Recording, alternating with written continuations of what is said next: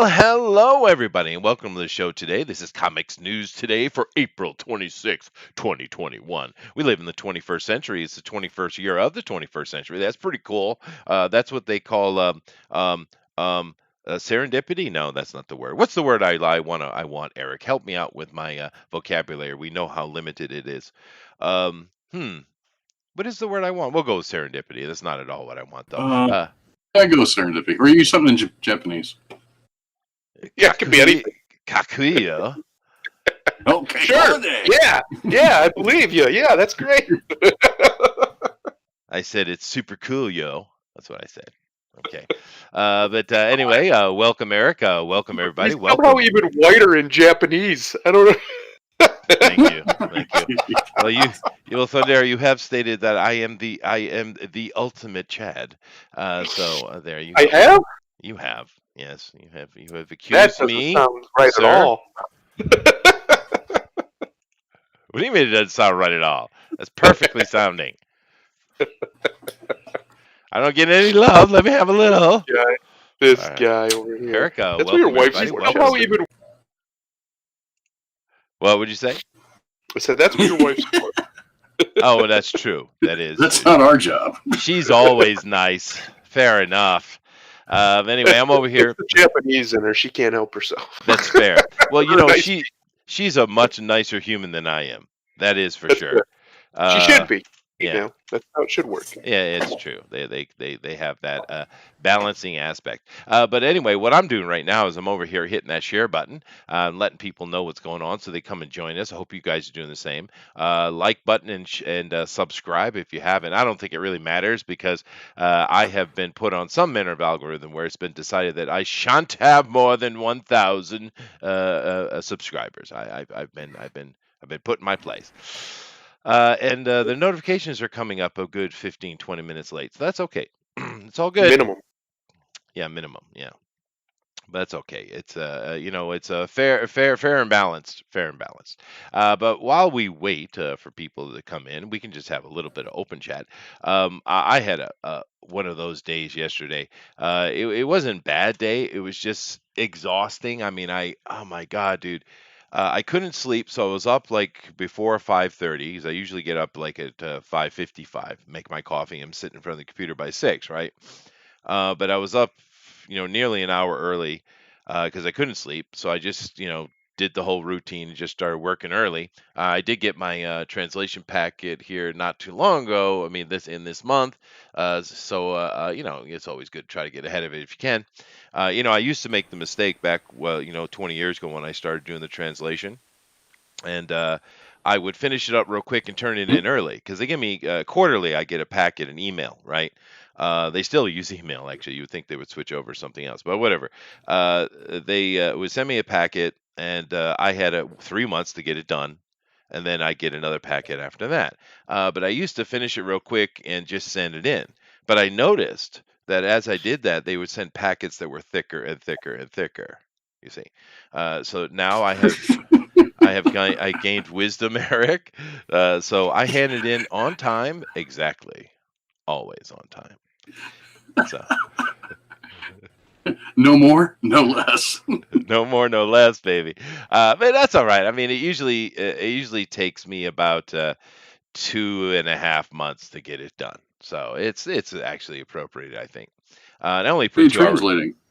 Oh, I work for the Sumerian Project. I translate cuneiform into English. Oh, cool. Yeah, I've been doing that 20 years, dude, or more than 20 years. Like I'd say 23 years now, or so, something like that. But actually, one of my classmates at university, the one we shan't mention because you guys seem to think it's a bad thing. Anyway, he is one of the bosses over at the British Museum. And he asked me way back when, because he knows I can do it, if I would help out, because it's like this freaking indomitable project, right? It's just millions of translations needed, and it's like we don't have anywhere near enough humans on it, right?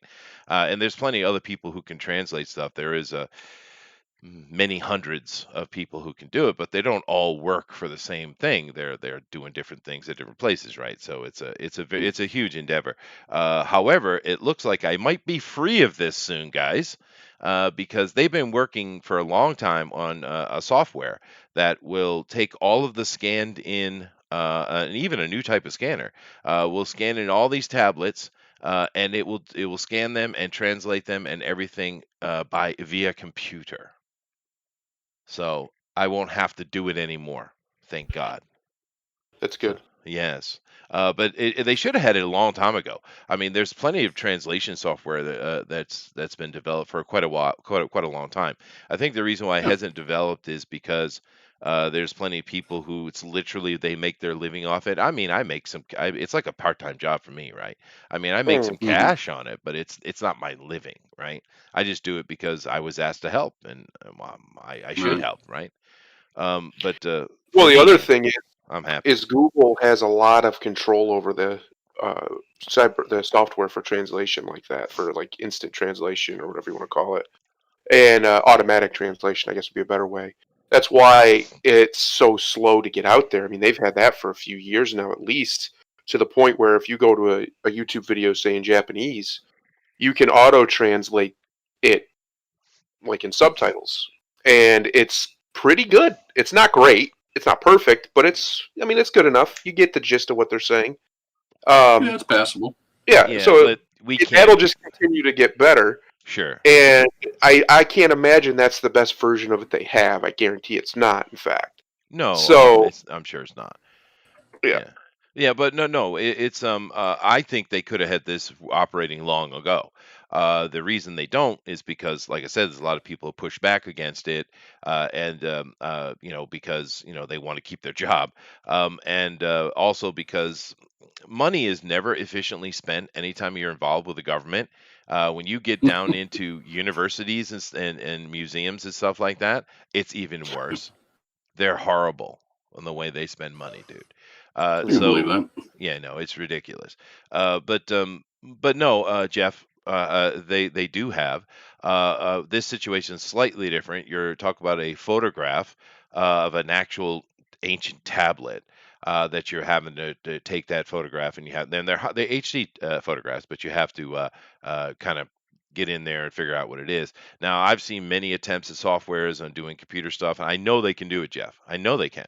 They're dragging their feet, and it has to do with politics and Well, it's money and stuff like probably, I that. bet you, that's the last one. They're trying to find a way to meter it and make money off of it. Probably. They don't want that kind of software out there for free, right? Because, you know, they're bastards. So, heaven forbid they give the world something that could make the life a little bit easier Right. for Yeah. everybody internationally.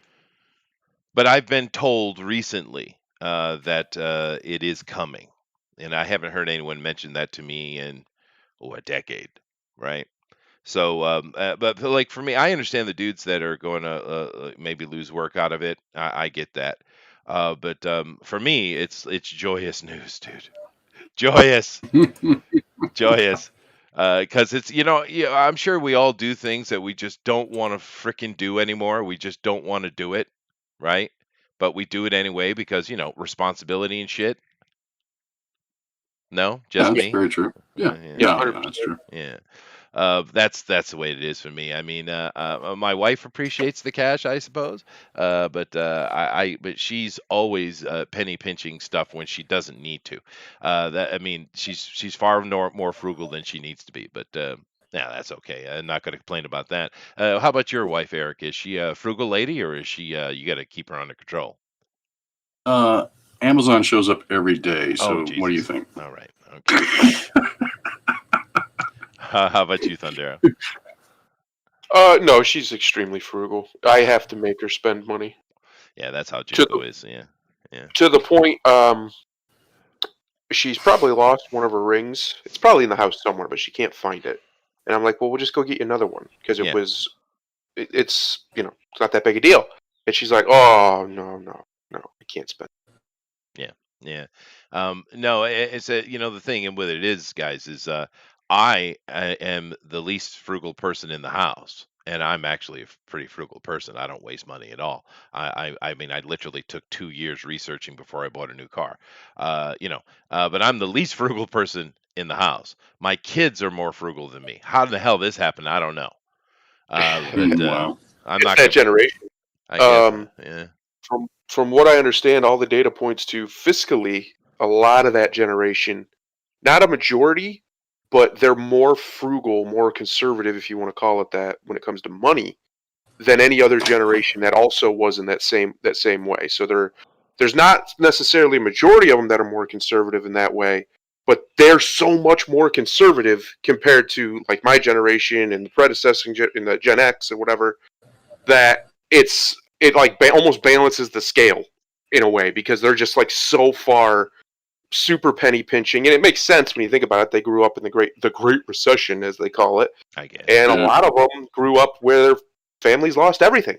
So they kind of like the Great Depression. My grandfather and stuff was extremely penny pinching Yeah. because he grew up in the Great Depression, eating large sandwiches every day to survive, Oof. and he Oof. was all. But at the same time, he was extremely generous with feeding people to the point where just people in the neighborhood, if they were walking down the street, they could come in and eat because he didn't want anybody to go hungry because he went hungry when he was young and he understood, Right. Yeah. that's not a way to be. It's no Yeah. way to live. Well, my family on both sides, they kind of dodged that problem during the Great Depression because my mother's side were the old New England type that made everything themselves. I mean, literally everything. Of course, they're island people, so that makes sense. They're kind of like that Oh, anyway. And my dad's family were, they owned this giant meat factory from way back in the like 150 years ago. So they were able to get through it quite easily. They didn't have those kind of problems as much. Of course, it was reduced, I'm sure, but I had never heard any complaints out of them. And I have, being the youngest of my mother being the youngest of 13 children, I have a lot of family that actually lived during the 30s. yeah. Yeah. But they seem to have got through it pretty quick. But I think that these depressions hit the cities much harder than the countryside, right? Oh yeah, every Yeah. time, every time. So Oh, Because definitely, yeah. the country folk are much more sustaining. yeah, yeah, As much crap as lefties, cosmopolitans want to give everybody about global warming and climate change. yeah, It ain't yeah, the country doing that. It ain't yeah, the problem. yeah. Well, and like my grandmother would do things like down to the level she made her own damn candles, dude. Nice, Right? I mean, they nice. they they made everything. They canned stuff, and it was cool growing up in that house because I actually learned a lot of skills that my generation wouldn't necessarily have learned, right? Right, Yeah. right. So That's like my family. They're all from Tennessee and, yeah, up in the hills and the mountains. I mean, they always lived off the land and worked in the coal mines, and they were always able to survive and adapt to anything. yeah, no, and that's a good lesson in that. We've become a throwaway society, and it's not good. We need to get back to our roots a little bit. And Jeff, yeah, I've said I agree 100%, dude. Of course they can do it. There's just a lot of reasons why they're dragging their feet, and I understand the reasons. It has little to do with me, Jeff. Like I said, I got into this 20 some years ago because my friend asked me to, right? And beyond that, two other reasons. If you have the ability to do something, you should do it. You should help. I just live by that philosophy, and I think a lot of people do. One and two, I did go to university, a pretty prestigious one. It would be kind of stupid to not do anything with it. You know. Mm. So there's a little bit of that as well. But I'm old enough now that I'd like to retire, Thundero. I'd like to stop getting up at 6 a.m. and working for 2 hours on translation every freaking day. It would be nice. Well, Chester, you literally can just No, stop doing that. no. Yeah, just don't do it. There's not a gun to your head for crying out loud. No, the Chester Yakuza's there secretly- forcing him to do it. He secretly works for the Japanese Ministry of Truth, Uh, and they're literally forcing him so he can stay in the country. That's the big secret. yeah, there it is. Yeah, there it is. I don't know. I'm that kind of person, dude. I just, I know you're a workaholic. uh, You belong in Japan. You fit right in. That's why they like do. you. I do. It's true. So many foreigners came here and they just can't cut. They come here and they just can't cut it. They end up leaving after so long, so many period. And there seems to be this cutoff of 3 and 10 years. 3 and 10 years. They just can't get past it. I've been here for 20 years without any problem at all. I do fit in very well because the Japanese are naturally and ridiculously pedantic, and so am I. So we Nice. get along. We get along. Jeff says, honestly, Chester, I just like annoying you. I know everyone does. Everyone does. Yes. It's okay. I'm here to entertain ye folks. So, but we were talking about, I am killing time, by the way. We were talking earlier about the fact that these two guys have Indian in them, and a lot of Americans do. And old Pocahontas there, I'm surprised she didn't have more Indian in her, to be honest with you. Of course, my family on both sides had done those. My aunties, of course, had done those genealogy stuff, and I'm not talking about the cheap little thing. I'm talking about these ladies spent money doing the full-on genealogy tracking. It's a long-term hobby with Right. Americans, to be honest with you. But anyway, and we come to find out that there's not a stitch of Indian in me. And I know I've mentioned this before, but it's still, Amazing. well, it shocks me, dude, because my mom's family is literally Mayflower. I'm not joking. My grandmother is an Allen. I mean, it's a direct descendant, right? And my Mhm. dad's family came in like 1658, 1659. So, I mean, how is that possible? But I don't know. I guess they were good little Christians. Didn't mix that damn yolk. I did. I don't know. The Pilgrims were freaks. Don't you let that kid you. They'd do anything that I walked. would think so. That's why I'm a bit surprised. But I did, I got some scowls from some of my aunties for mixing my yolk, dude. They weren't happy with that. What? hmm Yeah, that's an older person thing too. They are older, much older, but they didn't like it much. But then again, the funny thing with that is, my mom didn't like it either. Although she never said it directly, you could tell. You could tell. My dad had no problem whatsoever. And the funny thing a bit about that is, he spent a good chunk of his young life killing Asians. Oh, that's funny. My dad spent a lot of time. He was over in Korea. He was stationed in Japan for a long time and stuff. But he had a little thing for the Asian ladies. Well, my I mean, dad. it's older men that just like Asians. They don't mind intermixing. Maybe it's just a lady Yolk thing. splitting. Yeah, the ladies get Could upset be. about it, I think. Competition, I suppose. But Oh yeah. yeah, And yeah. most Western women can't compete with Asian women. No. Sorry, ladies. They're Sorry, ladies. they're Yeah, better at being women than you. I they don't know how are else to put it. in every Not all. way. Hashtag not all. There are plenty of great Western women. I married one, but the others, yes. Yeah, I don't know what happened. except for the Maguro, though. Excuse me? They need to educate themselves a little. The Maguro, the ones that just lie there like a fish. Oh yeah. None of that. Yeah, You can't have Oh that. yeah. None of that. yeah. You got to You gotta train get it proper. The good You thing gotta get about involved, lady. What are you doing? This ain't a one man show. What are we right, doing here? That's right. That's right. The I good could thing do this is, on my own. well, the thing is though, Eric, you can educate an Asian girl. You could teach her how to do it proper, and they will take to the learning quite well. Where a Western girl get all frustrated with you, like I know what I'm doing, right? Right? Yeah. Uh-huh. Okay. Anyway. Anyway, let's go ahead and get into the news. I think I've killed 20 minutes. Whoever's got to be here is be here. I know YouTube is they've really been delaying notifications quite a bit. Oh, yeah. Let me check what I'm looking at here. Yeah, it's still really low. That's all right. We're going to go forward anyway. I killed as much time as I can, but we had fun. Those are fun little conversations. But let me go over here and share, and we'll get into this. Let's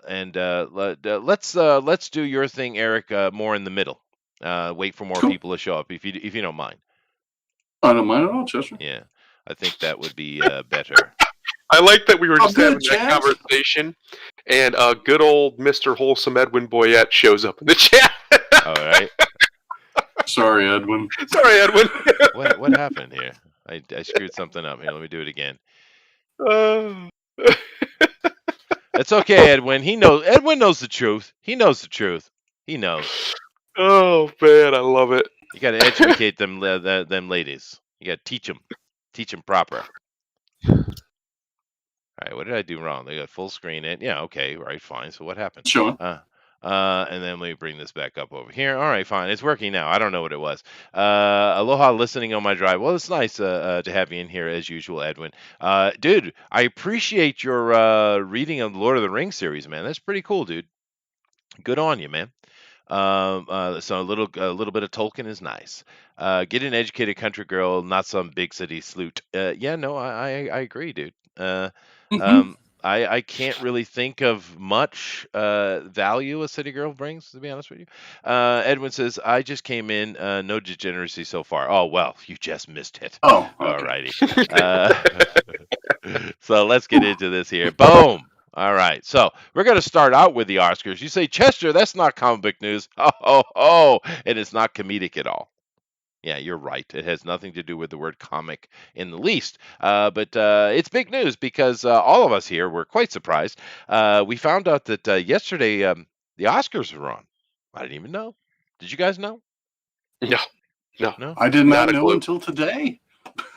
Yeah, didn't know. And of course, there's no reason for you to watch the Oscars because all they got to do is sit there and yell at you and point fingers. And There's one good thing with every Oscar show: what is it? in memoriam. Oh, in memoriam. Yeah, that is a good thing. Yeah, that is. It's the only thing I've watched for Yeah. years. No, that's true.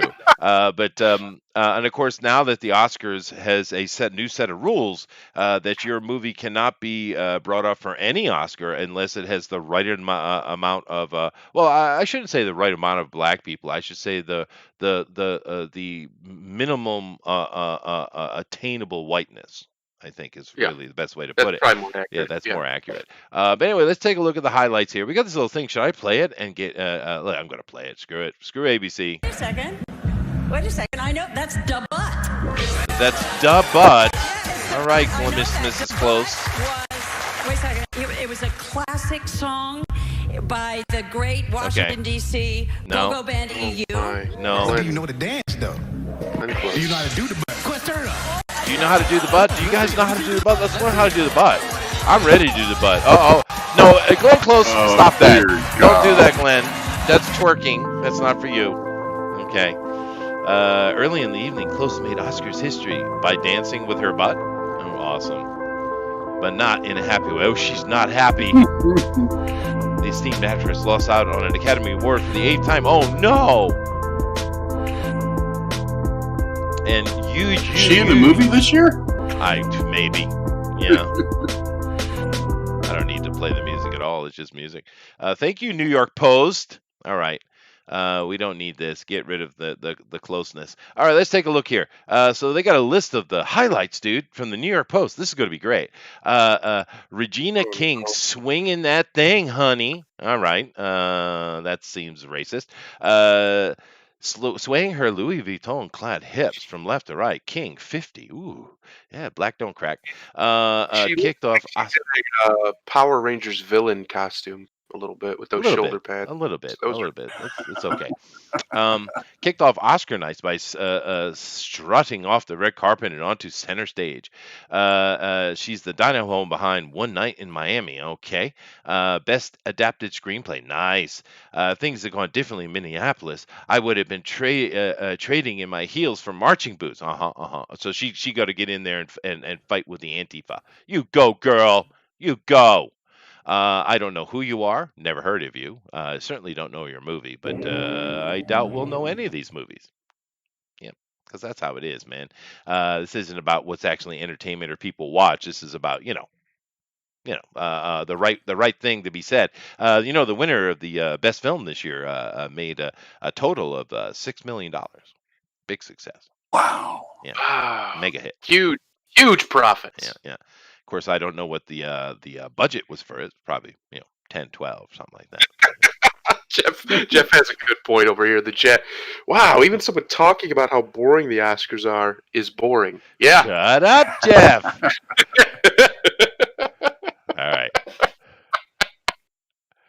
All right. So we got an old black lady here that's got to go to war. Gonna go to war. Daniel Kaluuya speech. Okay. My mom, my dad, they had sex. Yes, it's amazing. Okay. That's a weird statement, dude. He was a civil rights People activist. belongs in Hollywood. He fits right in. Just a weird They creep of a are person. weird. You got a lot of weirdos. The one of the biggest weirdos is friggin' Gwyneth Paltrow, dude. She's such a freak, Yeah, dude. yeah, Such that's a a weird. freak. Or candles. Yeah, but I mean, she's a sex cultist, and I mean, they're all weird, dude. But this dude, do I know him? He looks a little familiar, doesn't he? Yeah, but I don't Did know he used to why. be on the Cosby Show? No. I think he was Rudy's little friend on the Cosby Show. Oh no! He might have You're gonna been. have to No, make he me- might I have gotta been. look it up. You look it up, brother. I think you might have caught one there. It's all incestuous. Oh, my parents Oh, had maybe sex. not. Okay. Looks like it though. But anyway, he's got to look that up. And this Apparently is he's British. Is he British? Okay. Well, Well, the British tend to have better American accent than most Americans these days. Judas and the Black Messiah. Ooh, I gotta run out and check that one out. Let's see here. Chloe Zhao's historic win. Why is it historic? I wonder. I No can't Man. imagine. Well, this is the one that won Best Picture. No Man Land. I guess it won a lot of stuff. Never heard of it. Like at $6 million. Thanks to her unfailing Midas touch, snags the gold. What? Okay. The Chinese-born creative has become the first Asian to win the Oscar for Best Director. Oh, I see. That's why it's historic. Ah, there you go. China. Yeah. Okay. Yeah, Gotcha. China, yeah. All that makes sense now. That Yeah. makes That sense, is 100% CCP money holding those statues there. I get it now. Can we hear Thundero read the next title there? Oh, the next headline. Go ahead, dude. Glenn Close's caboose gets loose. That's as much enthusiasm as you're getting. Oh. I just wanted to hear him say it. Yeah. Well, I mean, we joked about it, of course, but in all honesty, this is fun and good-natured. They need more of this. The problem is, it's all about political statements and no fun. And there were people saying that they showed no movie clips at all. Are you kidding me? During the Oscars, they showed no movie clips. Jeez. It's ridiculous. So this actually, she's having a little bit of fun with it. I mean, oh, cool. That's not a bad thing. Now we're talking about what? Language matters, and at the Oscar tonight, various forms of lingo were represented. Lingo. Okay, lingo. Award-winning director Boon Joon-ho, 51, slayed mid-show when he slayed when he presented the nominees for Best Director in Korean sans subtitles. So he got up and he spoke Korean without any subtitles, so no one knew what the hell he was saying. That's genius. So he slayed mid-show by doing that. Good I'm job. very impressed that a Very Korean impressed. man spoke Korean. I'm Yes. shocked, in fact, Shocking. and amazed. Animated. Shocked and amazed. Yeah. Sounds like this little boy's birthday was off the hook, baby. Oh no, it's not. That's not the term. It's off the chain, baby. No, it's just as cringy. Sounds more lit. Like, guys, you're old. Stop it. Yeah. Just stop. The young peoples look at that and they just go, oh, that makes me feel ill in my throat. Yeah. Stop. Yeah, no, Grimlock, Jeff, you guys, that the whole point is it's cringy. That's why I'm looking at it. Thank you. He starred in Black Panther. Oh, did he? Yeah, he played the Rhino dude. And he's Wakabi. I just saw that. Yeah. Yeah. He played T'Challa's best friend who betrayed him. Yeah, I know. It was perfect. Yeah. China paid gold for them gold Oscars. Yes, they did. Let's check out and see how lit this little 9-year-old's birthday was. We're coming to you live from the Oscars red That's carpet. not helping. Joining me now, she is the producer. It's 3 minutes who brought long. You really want to watch this whole thing? I'm looking at a little boy. Don't you pick on little boy. And Alan Kim joining me. Hello. Hi. Hello, everyone. Hey, So he good to looks like see he's you 7. too. He's actually 22. Okay. Nice to see you, Alan. Christine, I have to say, you assembled Kim this Jong-un? world-famous cast. How Alan did you Kim. find this young superstar right here? Well, we have an Young amazing casting superstar, director, huh? and she. Yeah. What was your favorite I bet. It was a great experience. You know, Alan. Okay, all right, whatever. That was boring. Wakanda mess is this. Okay, this is the last little bit in this article here, and this is really why I brought it up.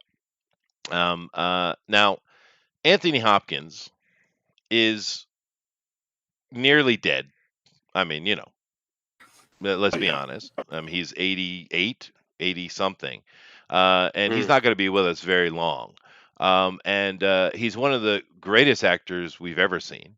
I know a lot of people like to throw that Daniel Day-Lewis around, but the thing is, Daniel Day-Lewis might portray a character well, but his movies are boring as hell. They're boring, Oh, yeah, horribly they're not boring. The only fun not movie, engrossing. no, they're not. The only good movie he's ever done was Last Mohicans, and that was exciting, I fun like movie. gangs. I like Gangs of New York, but that's No, not that because of was him. that was better than the other ones too. That's true. Yeah, But I'm saying I'm not knocking his ability. He's clearly a very good actor. Although yeah. he's a bit ridiculous human when it comes to his methodness. But whatever. Here we have Sir Anthony Hopkins, who's not a method actor. He's just a dude who gets up and does his job. Not trying to He's make it all about him.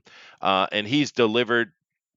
I can't even count how many amazing You would be performances. hard pressed to say anybody is a better actor than Sir Anthony Hopkins. A better actor. You'd be than- very hard pressed. You would be. Like And you would have Sean to Connery. be.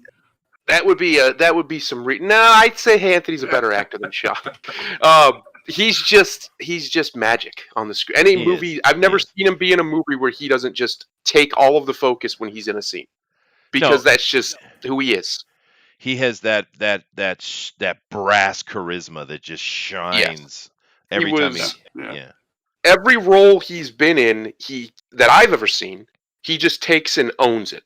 Yeah. To a level that you're so glad he's playing that character, even if it's in a bad movie that might not be his fault, but that's irrelevant. His contribution is always spectacular. Always. It is.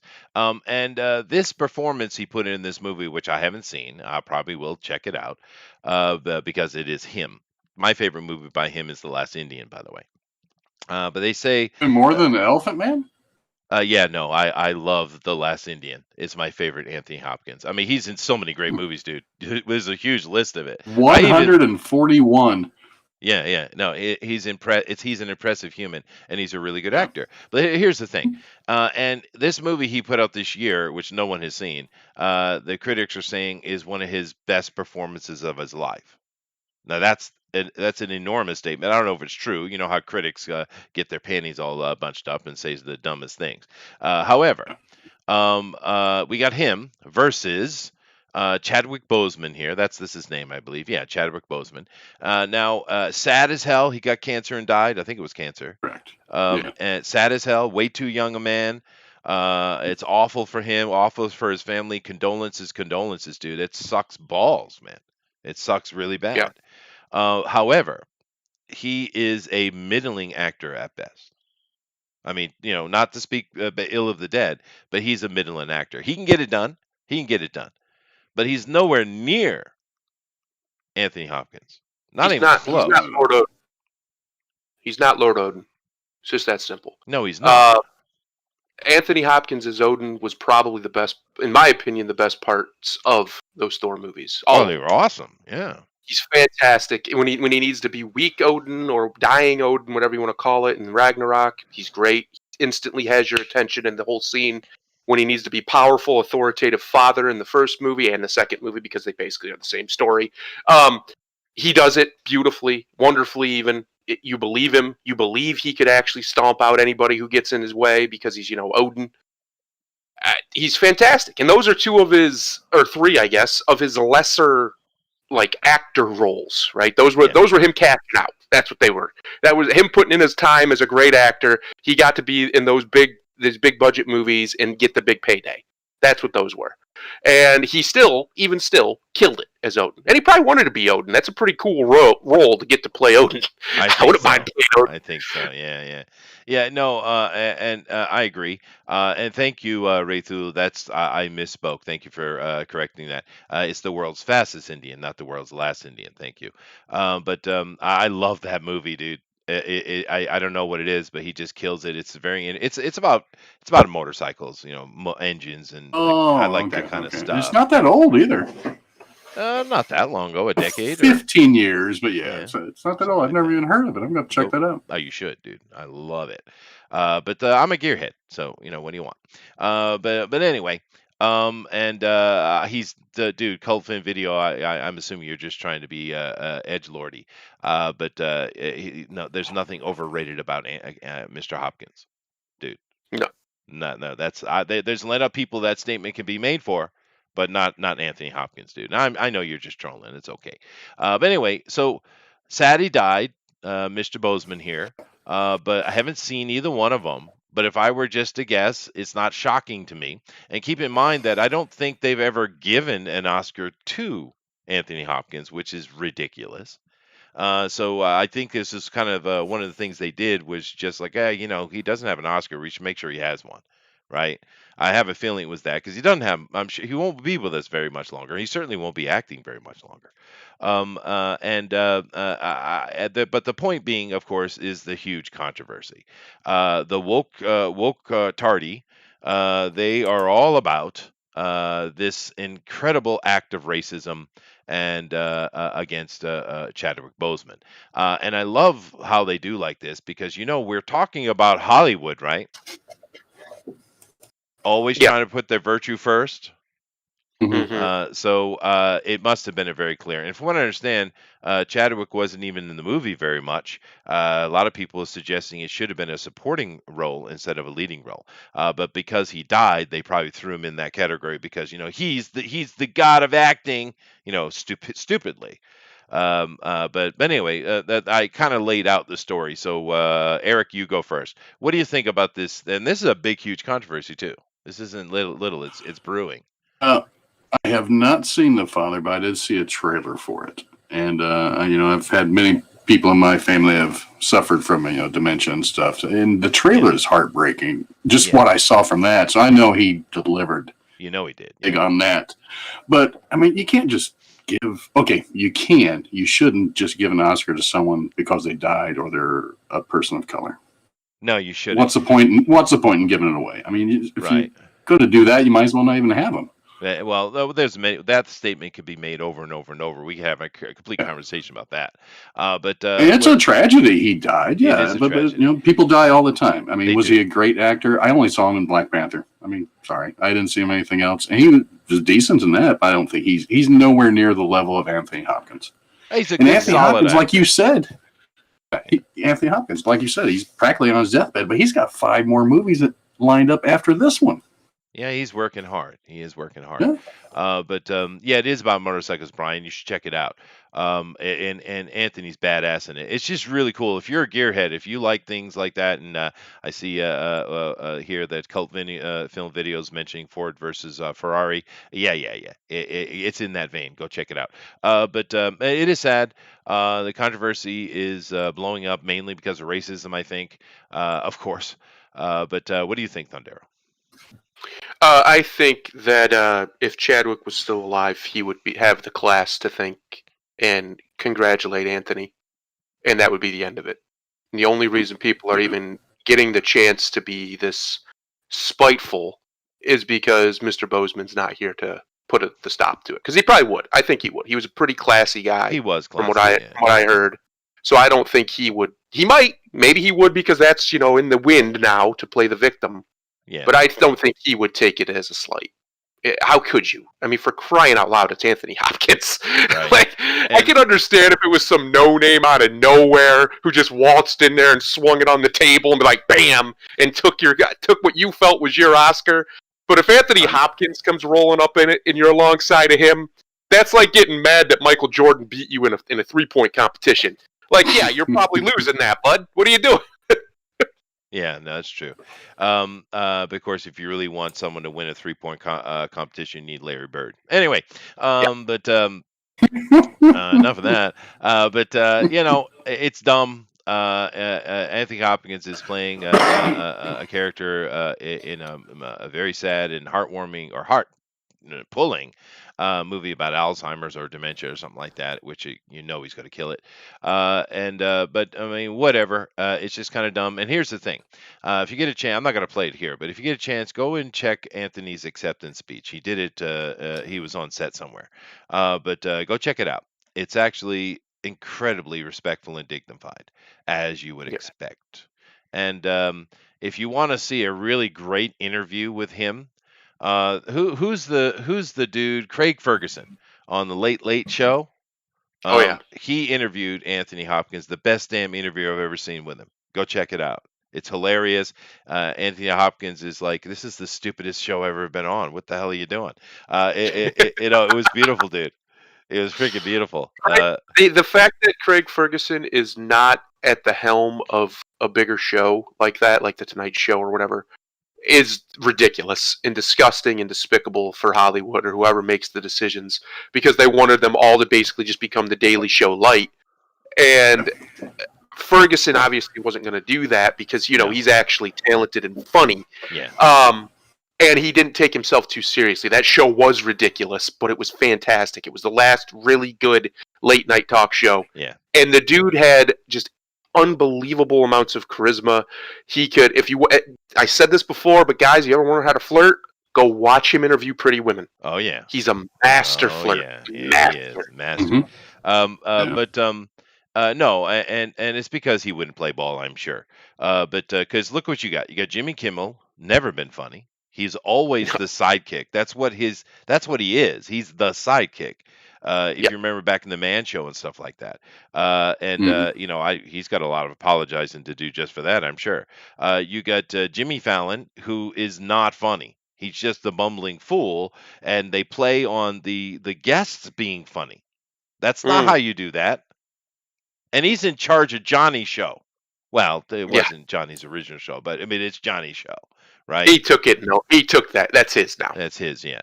But Jimmy's not funny at all. He also seems to be on the brink of suicide at all times, and he's an absolute drunk because he can't handle some manner of pressure of being rich and famous. I don't know. And then you got Stephen Colbert, who is very capable of being funny, but refuses to be so. Yeah, he can actually be absolutely hilarious. I always found him funnier than Jon Stewart personally. Oh, much when they were on. Oh, yeah. And I knew the whole thing was a shtick, and he was making fun of conservatives the whole time, but it was still hilarious. He was fantastic at it. The parody was, it was wonderful. Yeah, no, but we're not allowed to have fun anymore, Chester. We have to be serious, and everything's so serious now. The world's ending, don't you know? Yeah, I know. But Craig Ferguson, I don't know what he's doing, but I hope he's fine.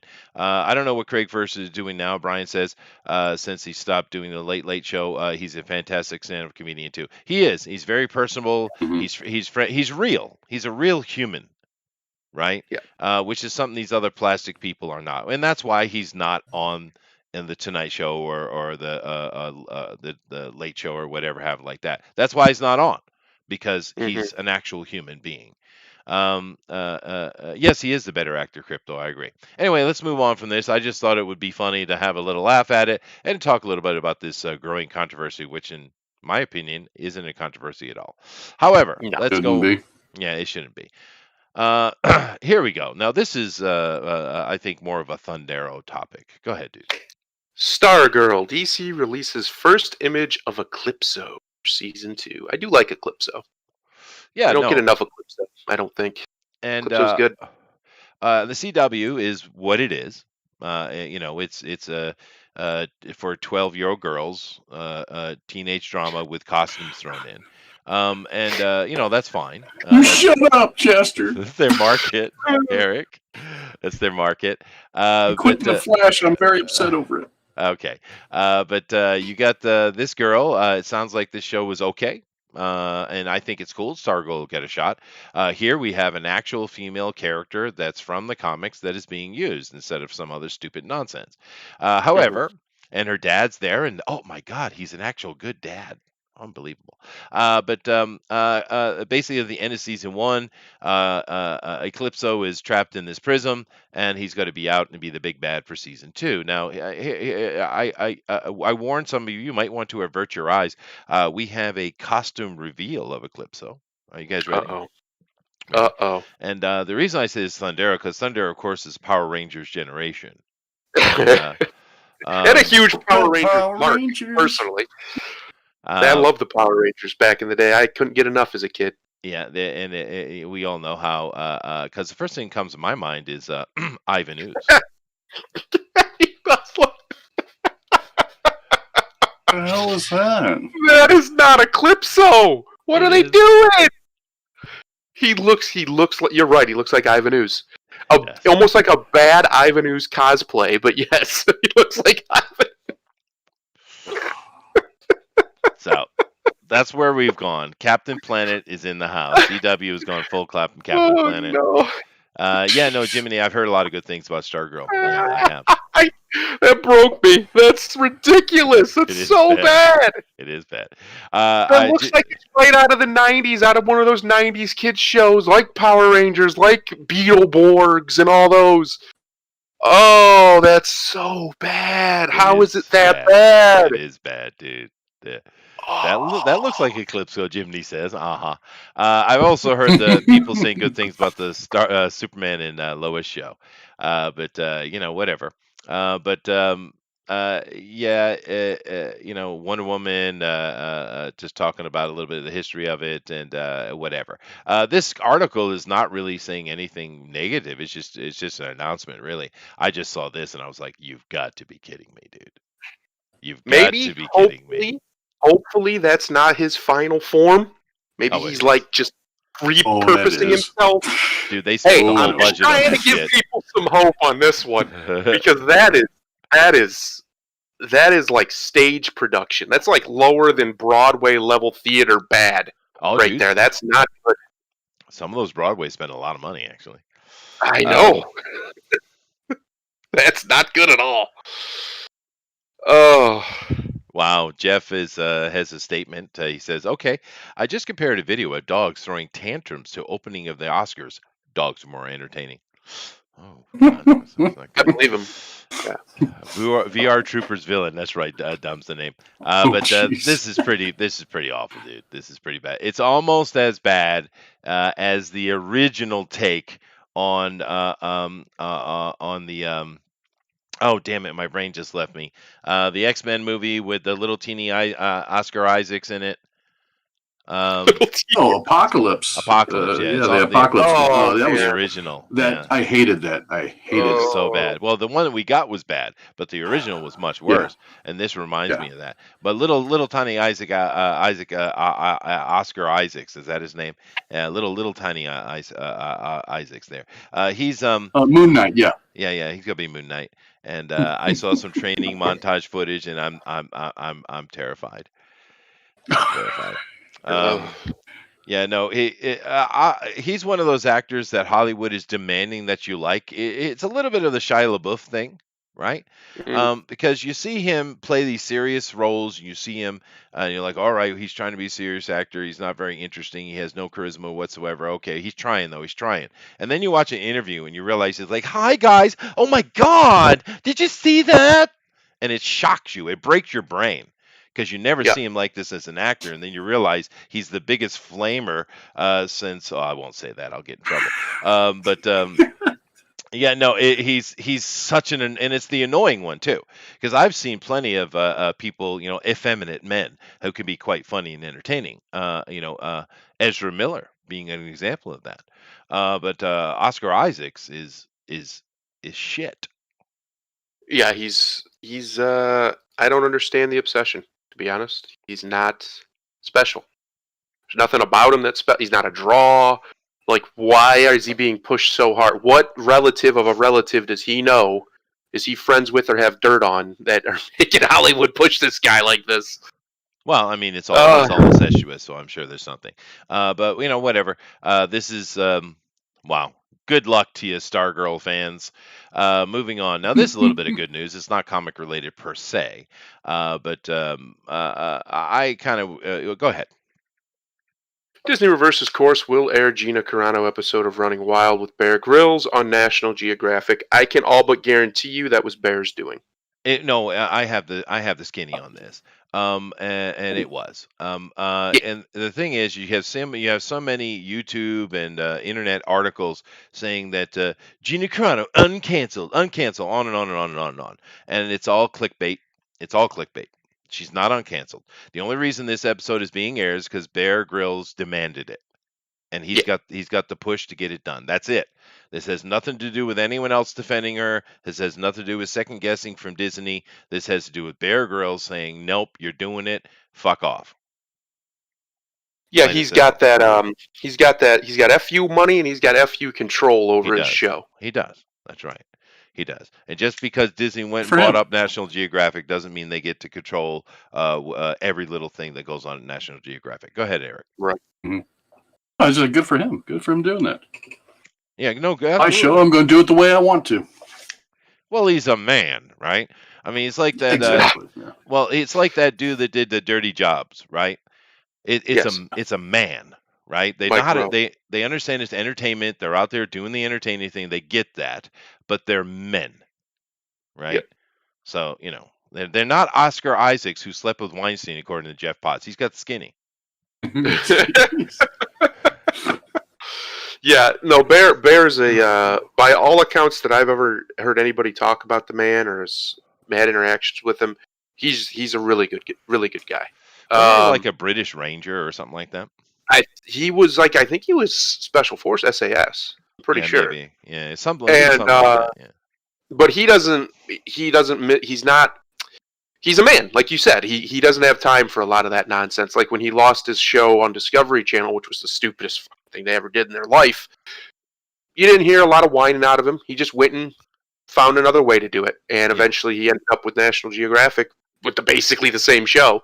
Yeah. And it's, as far as I know, fairly successful. So yeah, he has enough stroke with Nat Geo, and it's probably in his contract actually that he can control who is and is not on his show. He probably has final say, and they probably didn't have any choice. He said, "No, it's airing," and it's airing. Yeah, well, because Simple as that. that's true. Keep in mind, if you wonder why he had that push, well, it is his show, and you're saying I filmed the show that you're not going to air. Screw that, right? But Exactly. we know from his statement that he very directly is just supporting Gina anyway, as he should, And look how now this is a good little photo of Gina. She's having a good time, smiling out in the wild. She's having herself some fun, and she looks cute. Yeah. Mhm. Finally. What do you mean, finally? Oh, Chester. Chester. Well, she's See, so look. happy. Hey. You need to get her on Naked and Afraid. Isn't that other Oh, survival my. show? No, don't do that to her, man. That would be mean. Let's see. Gina does have a little post. Want to hear something? Yeah, it's always coming at you, dude. Want to hear something cool? Just so happens you will be able to see my at Bear Grylls episode on at Nat Geo. After all, Bear is a real one. Love. I'm so glad you're going to get to see it. My heart is so full. Airs on Nat Geo May 10th at 9 p.m. Love. # never give up. Yeah, you're right, Gina. She's so You cute. see, unlike what's his name, the Mandalorian guy? Is that Oscar Isaacs? What's his name? No, that's not his name. What's his name? Pedro Pascal. Pedro Pascal. Bear is a real one, and he's not. I don't think he's one to throw somebody under the bus. Pedro's silence threw Gina under the bus. If he had made a similar demand, she'd still be on that show. Period. Yeah. They were supposedly friends, and he doesn't stand up for her. What a piece of shit you are, Yeah. Pedro. That's supposed to be your friend. Absolutely. Eric, read Bear's response here. Your Running Wild journey was an incredible one, too. It would have been so sad not to get to hear your powerful story of many struggles and many triumphs. Here we go. Thumbs up. Yeah, get it, Bear. I like that. I like that sound effect for the buses. Yeah. But she is look. She's such a cutie, and this is a really good cropped picture too. Because with the legs in it, it's not as cute. This is cute. This this person understood what they were doing. Yeah. You're so horrible. You're just horrible.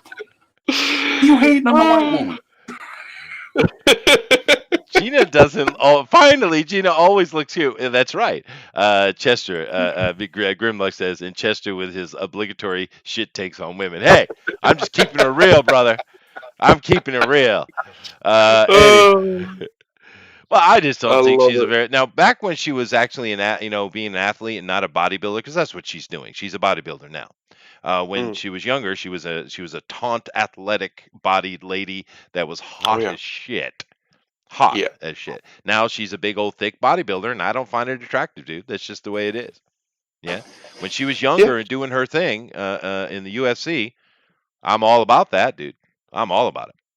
But I don't care for the bodybuilding ladies. I don't care for the tattooed ladies, and some of you guys might love it. I don't like it. I don't No, care I for don't. it. I'm with you on that. I'm not a fan of tattoos on women either. It just Yeah. does. It's a turn off for me. And so many of them tatting their throat up and shit like that. And of course, they're doing it to avert the male gaze, right? Screw that, dude. Screw that. Be beautiful. I like You're a woman. I like Grimlock's take on old Pascal over here. He's great value natural Nacho Libre. He is. He is definitely Nacho Libre. Edwin And the says, worst part about Pedro is I like Pedro as an actor. "Oh, he's a pretty good And the actor." few Yeah. things I've seen him in, he's been fine or actually pretty good. Like he's fine as Mandalorian. He's fine as Mando. I don't have any problem with his performance. No. But like Bear just did, there's a time to stand up and be a man. And he didn't do that. He balked at that time. Because if she was really his friend, and according to her, they were pretty close friends, more than just, co-workers, they actually talked all the time, and, they had a good working friendship, relationship, whatever you want to call it. And he didn't, as far as I know, he never said anything publicly in support of her or against her. No. And that, to me, is a sign of a bitch. You're a bitch-ass, pussy-ass bitch. That's what you are. Yeah, no, I Mr. agree. Pascal. I agree. And he's a libtard. He's a Hollywood Yeah. libtard. He's a good actor, unlike Oscar Isaacs, who is not. Edwin says, over the last 3 years, I've decoupled and any attachment to ongoing franchises, anything from Hollywood, no exceptions, ruthless apathy. No, of course we all have, Edwin, and it's not just Hollywood. It's video games, board games, comic books, etc. Of course, being part of this community, right well that. But it's happening everywhere. We're under a full frontal attack, dude. Geez, Chester, just because she's not Asian, well, that would help. But I ain't. Look, she's squinting in that picture right there. Okay, they're a little thin. They're a little thin. It's the jaw. It's just the bodybuilding thing. She actually used to be quite attractive. Gina has some girthy upper arms. Well, she's a bodybuilder now. Higher testosterone males make feminine faces and features appear more attractive. Fair enough, Edwin. But I'm not into having sex with my free safety. Sorry. She's not that big. Bears are not a big guy, and she's not bigger than him. You have to remember, the only time you've actually seen her outside of a costume, or even in one, she's been next to tiny little manlets like Pedro Pascal, or outside of one if you watch her and Ben Shapiro, who's only like 5'3", if he's anything. So, I don't think she's as big as you think she is. No, she's not. I'm talking about her development of her body, which is her right. Good on you. I'm just saying what I like. Now, Bear Grylls is a normal-sized man, and being next to a normal-sized man gives you a better perspective of her, because that's why she looks so much cuter in this right here, because she's not a big giant human. She's a little lady who's just putting a lot of bulk on because she's a bodybuilder. It's very similar to Serena Williams. She looks like a friggin' beast. I mean, a beast, just tear you apart, man. One of the best female tennis player, probably the best female tennis players ever been in the game. And when you see a picture of her standing alone, it's like, damn, dude, watch out. But then when you see her next to someone Andre else, Agassi was pretty good. I'm talking about females. Oh, he wasn't. And in fairness to Serena, I feel transgender joke. But if you see her next to a dude, she's very little. In fairness to her, she even said, because they tried that nonsense with her, they go, yeah, you're probably as good as some of the men. She's like, no, I'd be bottom of the rankings if I was playing with the men. She straight said that on TV, because she knows that the men would destroy her in an open, constant competition. Maybe 1 or 2 games she could get on them, but consistently, no, she'd never be able to beat the top men, and she knows that. Yeah, so good for Serena. She's smart enough to know that, at least. All these real athletes agree with that. And besides, you can see with Serena, you can see it. They do like a mixed doubles thing, and Yeah. she and the other top lady in the world with a couple of top dudes, and they were like children. They weren't even involved. Yeah. Some sports are closer than others, and tennis isn't one of them.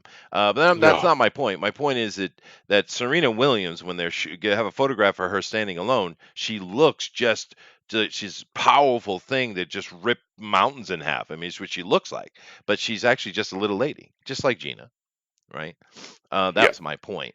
And I'm not taking any hits on Serena at all. She's a great athlete, good on her. She's been a pretty fair representative. She's lost her shit a couple times where she shouldn't have, but she also apologized for it. So I'm not knocking on Serena at all. Good on her. Well, it's Although, just a tennis tradition at this point. For some reason, that sport attracts people with very short fuses. I've noticed. They lose their temper a lot in that They sport. do. Yeah, it's very frustrating. Dumbs the Name says, have you guys talked about how disappointing Mortal Kombat 2021 was yet? Well, we did yesterday. We did talk about it yesterday. And we had a very, very long, in-depth conversation about it, and I think it was pretty good. You should go check it out. I think we covered it quite well. Jeff Potts says, "Face it, Chester. If Gina was Japanese, you'd need a tower to wipe the drool from your chin. Admit it. Well, a tower is I believe pretty he meant the impressive. towel. I don't know if I'd want to wipe my face against the tower, but." There's an image I didn't know I needed. The bugbear just rubbing his face on a tower. I know, right, exactly. Like a giant bear. Chester doesn't like women who can tussle with him. Confirmed. Dude, finding a woman that's even near my size is terrifying when I do. I'm a big old thing, dude. I'm taller than the most humans on the planet, and I'm thick. Right? I mean, I was a Thick bouncer boy. for a long time, and I'm just a big boy, right? And big old country boy. I met a woman once. I was with my wife, and my wife is perfect size, by the way. The top of her head comes right into the top of or in the middle of the pec, right? Just perfect size, in my opinion. And she's tall for Japanese people. But we were on the elevator, and a Polynesian lady walked in. She must have been 6'11", 6'10". Oh, God. Yeah. Ugly as can be, right? Well, I mean, they're not the prettiest people, fair enough. But she was quite heavy. She probably weighed twice what I do. And it was just the biggest female ever seen in person. She was just giant. I literally looking up at her. And I'm freaking 6'3". So I have occasionally seen the giant women, but most women are quite little things to me, including Gina. She would be very small. I am sure. That's not the point. I don't like overly muscled women. I don't like it. Yeah. Yeah, I'm not a fan of that either. Personally, I like. Well, she's not overly muscled anymore. I think she's just thick. She's not cut like she used to be. She's kind of just Well, she's going through a lot a of stress. softball player. Yeah, she's going through a lot of stress. Like a softball player. Yeah, A yeah, like a volleyball player. softball player. But other than that, though, I like her. I like her attitude. I agree with her politics in general. So I don't have any trouble with Gina. I just don't think she's pretty. I'd say She's it's not about a- 6'10", 6'11", Jiminy. Yeah, I ain't kidding, dude. How'd She's she fit not in the really elevator? a great actress. Not well, dude. Not well. The elevator literally sank when she walked on it. Oh Right? my God. And at that time, I was more muscle than I am now. I'm not as big as I used to be, but I was a good 240 at that time. Of course, my wife's like 100 pounds, but she was a good 400-pounder, dude, easy. Yeah, yeah, it was a big lady. And I, the thing came across me was a little bit of a sorrow, because it's got to be tough for her, man. That's got to be tough for her, right? Women don't like short men. Men don't like tall women in Yep, general. True. Yeah, it's Yeah. just the way it is. Me Grimlock King, God, these guys love banging into me. Me Grimlock King says Chester is really a shaven down silverback who was taught to speak and play the saxophone. That's fair. All right. I think we have killed enough time. We're at the top of the hour. We've got as many people as we're going to have in here. So let's get into a little bit of promotion, and let's talk about book 3, Eric. Go ahead, dude. Hey! Well, first of all, so I came on here to promote book 1 back in 2019, book 2 in 2020. Now, both of those episodes overshadowed. First was The Rise of Skywalker. Then last year was the Big Todd and whatever argument. So I'm surprised nothing's happened yet. It's been a very mild show. Nothing really going crazy.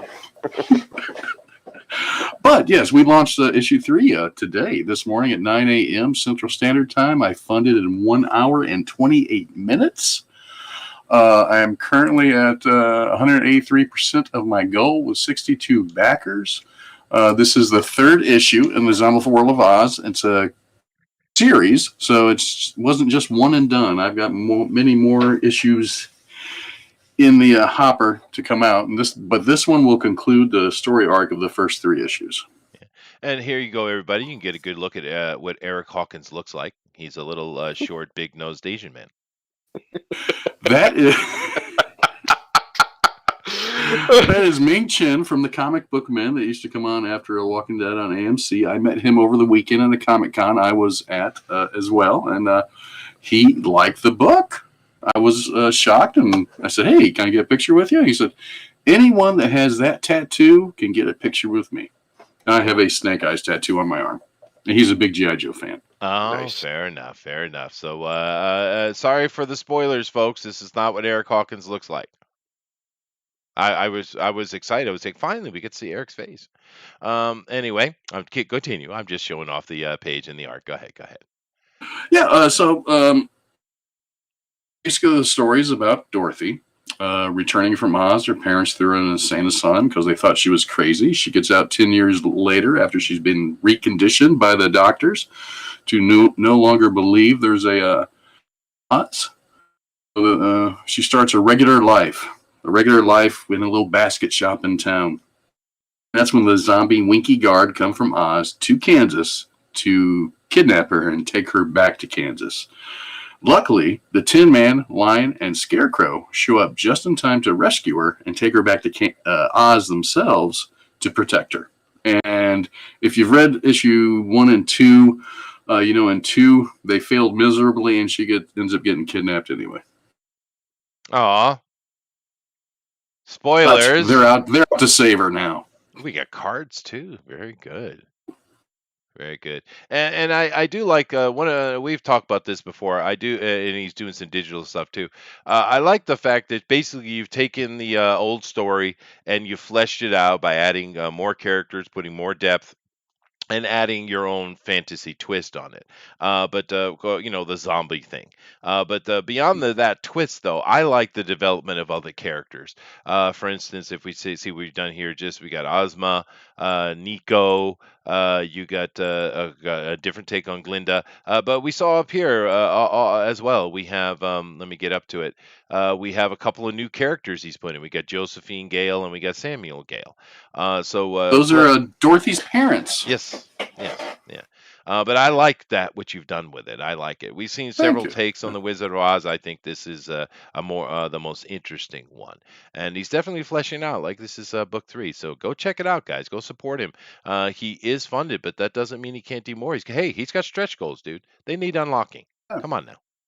We have unlocked the first one, which will include a ash can behind the curtain with the book. So it'll be at least a 20-page ash can, probably be a little more than that. I'm going to put a lot of behind-the-scenes stuff, the sketches I've done, stuff like that, maps, what originally gave me the idea to do the story, things like that in there. Oh, that's cool, dude. And Alan is still on the old topic, so I'll get this one out of the way. He swiped right. He agrees with me. Gina Carano is not attractive. See, thank you, Alan. Thank you. I'm sorry to burst your bubble. I'm going to play the trailer now. Am I going to like it? You liked my last one. You might not like this one, but give it a shot. It's not that long. Go ahead. That's how you sell that shit. Yeah. really liking the art style. Christopher Backer. Oh, nice. I can't wait for the next issue. Richard. John DeLay couldn't put it down. Eric has me hostage. Please send help. Booster Kiwi, bastard. Thrilling story keeps me coming back. Matthew. Incredible. Clint. My new favorite comic book series. Frank Baum would be proud. Oh, nice. Billy Tucci. Oh, nice. The Cowardly Lion.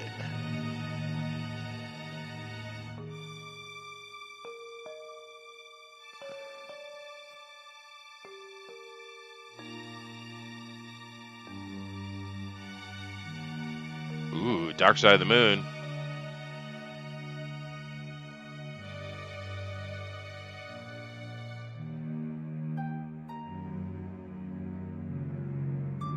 No commentary. Yeah, short and sweet, dude. That's nothing wrong with that. Usually you do get maybe a little bit of a dialogue somewhere here or there, but that's not a bad trailer at all, dude. I don't hate it. You know what I've noticed? The trailer's been played about a little over a dozen times. It's been watched 100% of the time every time because it'll tell you how many times people have kicked out, but everybody's watched all this one. So. Yeah, that's a fair demographic, actually. That's the trouble with trailers. Is a lot of people don't watch them, and the people who do, are you catching their attention or are you pushing them away? We've talked about this quite a bit over here. But all right, looks good, man. I hope you triple and quadruple that, and make a lot more money off it, and keep pushing out this comment. Do keep in mind that 2 have already been kickstarted, or is this Kickstarter? Yeah. This is Kickstarter. Kickstarted, so 2 have been funded. Yep. The first one funded in 7 days. The second one funded in 4 hours. This one's funded in an hour and a half. So also with issue 1, between issue 1 and 2, I doubled my funds in issue 2. So I'm hoping maybe I'll double the funds with issue 3 since I've already funded it within half the time issue 2 happened. But also we got the books out on time with both campaigns. Yeah, and last time I did do a Indiegogo as well, but it took 30 days. Raise $500, where it took me, like 2 hours to fund that on Kickstarter last time. But I am going to open my command store up for issue 3 here in about a week or 2. Oh, there you go.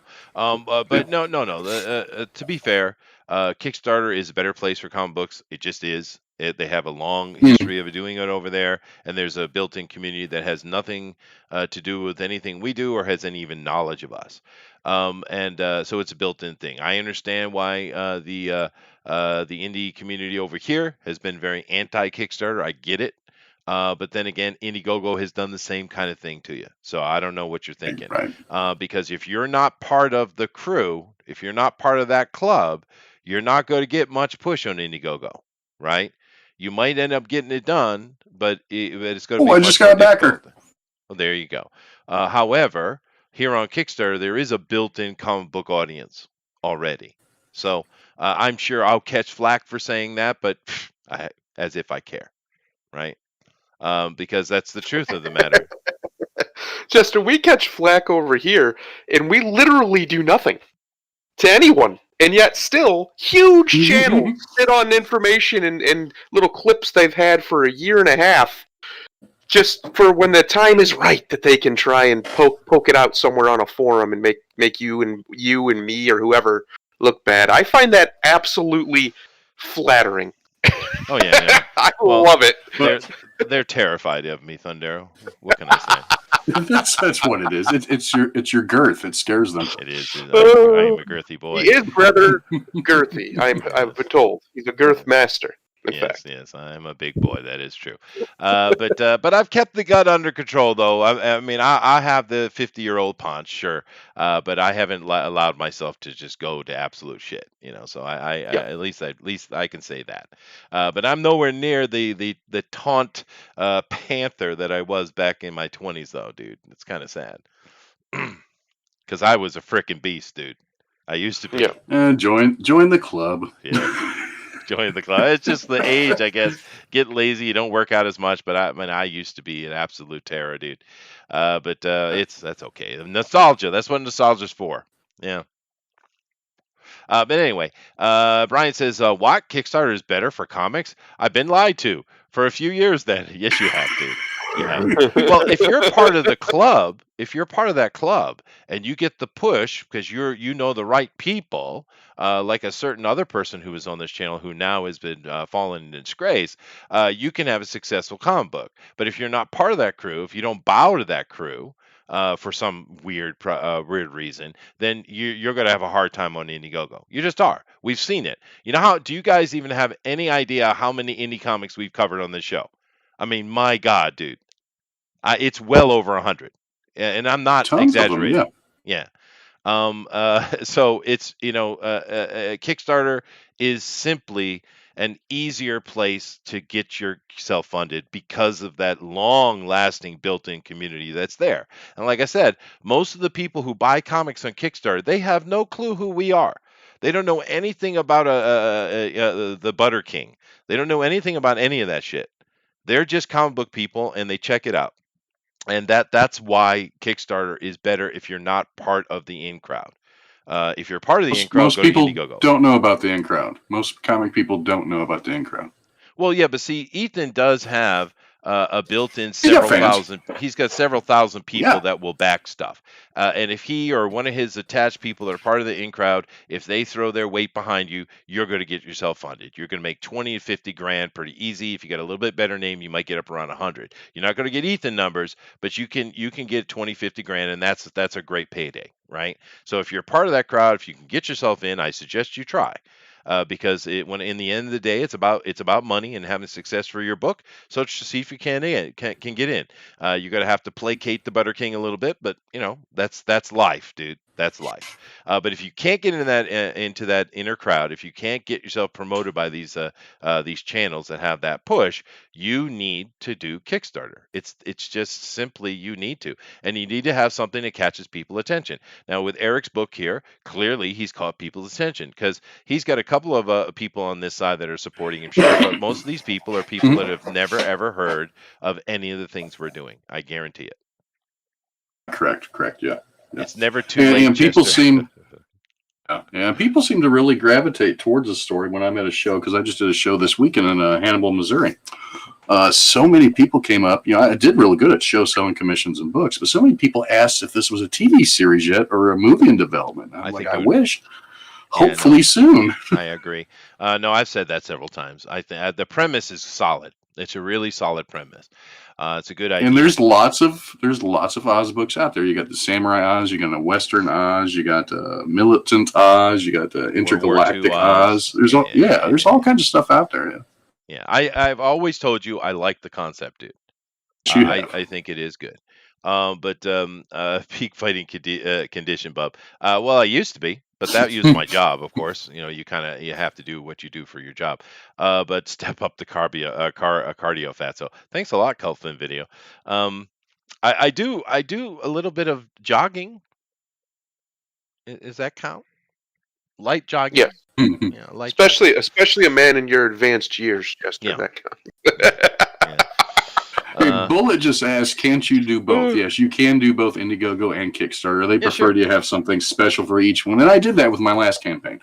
I did both, but it took me so long. I almost didn't think I was going to get to go in demand in Indiegogo. But since I'm still in demand from my last campaign, I can update that in-demand store issue 3 without having to raise funds on there and just put these will ship when the Kickstarter ship and all that. I'm just going to put all that out there so people that want, because some people just don't want to go there, don't want to go to Kickstarter. I get it. You've been told not to. And some people just don't like it. It's fine. Well, and I understand why. Do what you want with your own money. But I will put them out there on Indiegogo as well. But just, don't have to worry about raising the funds because my store is already open there. So. Yeah, and I understand why. I get it. Now keep in mind though, the Kickstarter has fired that lady. It was causing all the trouble. They have not changed their ways. They're still a bunch of woke libtard soy boys. That's who created it. This started in New York City by that's who started it. That's what they are. I understand why people don't like Kickstarter. I get it. John Maylin's not wrong. However, Indiegogo has done the same shit to you. The same exact things have been done by Indiegogo, and but for some reason they get the pass, And it's because that's where their community is, and that's where they can pump the money through. That's their politic, right? And like I said, and I know Dumbs and Names probably joking, but I'm not joking. If you can get in with the in crowd, go to Indiegogo. If you can't, go to Kickstarter. I think that's what I mean, Thundera, we've been doing this a long time, dude. Am I wrong? Yeah. No. There's nothing wrong with playing the game. No. If you have personal reason you don't want to deal with Mr. Van Sciver, okay, I get it. Believe me, I get it. But that's fine. Then go to Kickstarter. Get on the smaller shows.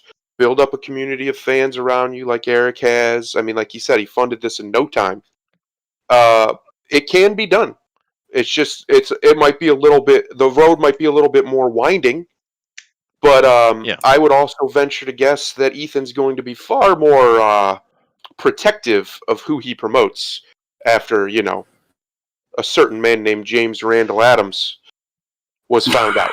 So I genuinely think that Chester's correct. There's nothing wrong with that. It's No. mutual self-interest.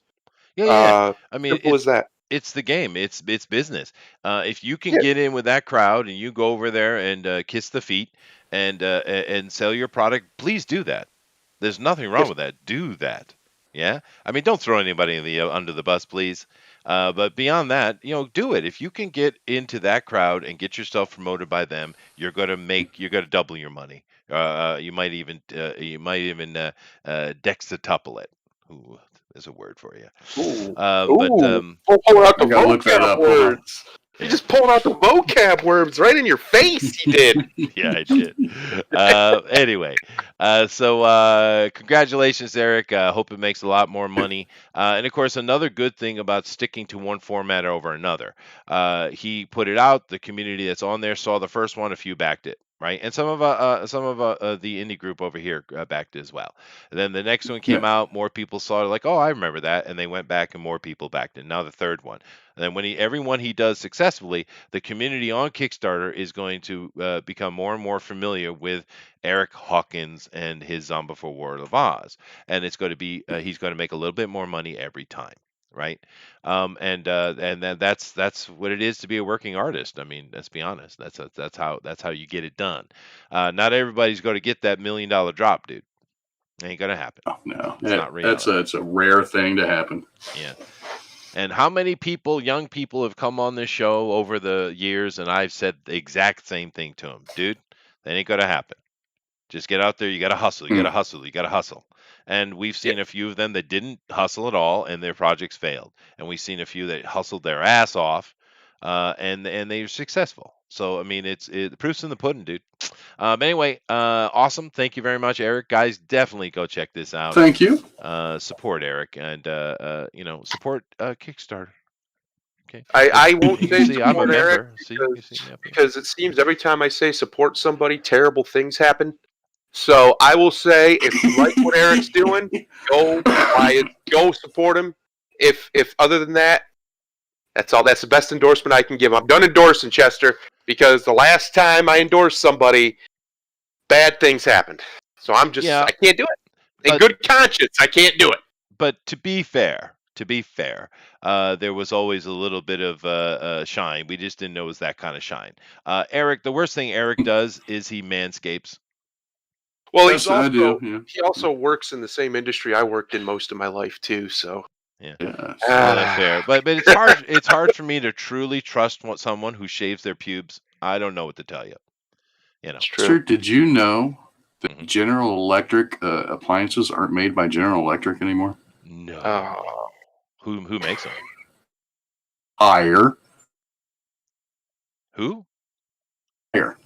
Well, you already shouldn't buy General Electric. Just newsflash for everybody: don't buy them because they're way too expensive to fix. Yes. All of their parts are oftentimes double their leading competitor in price for no reason. No reason at all. $40 for a knob. Yeah, no reason at all other than the fact that they can and they have the name brand. Mercedes, John so, yeah. Deere. I get it. Yeah, just stay away from them. I always tell people I haven't checked, but I'm sure it's still the same. Stick with your Whirlpool. Stick with your Frigidaire. They're much cheaper. Everything's gonna break. Just assume it's gonna break when you buy it because it's gonna eventually. Yeah. Built the So bridge. GE appliances are made by a Chinese company now.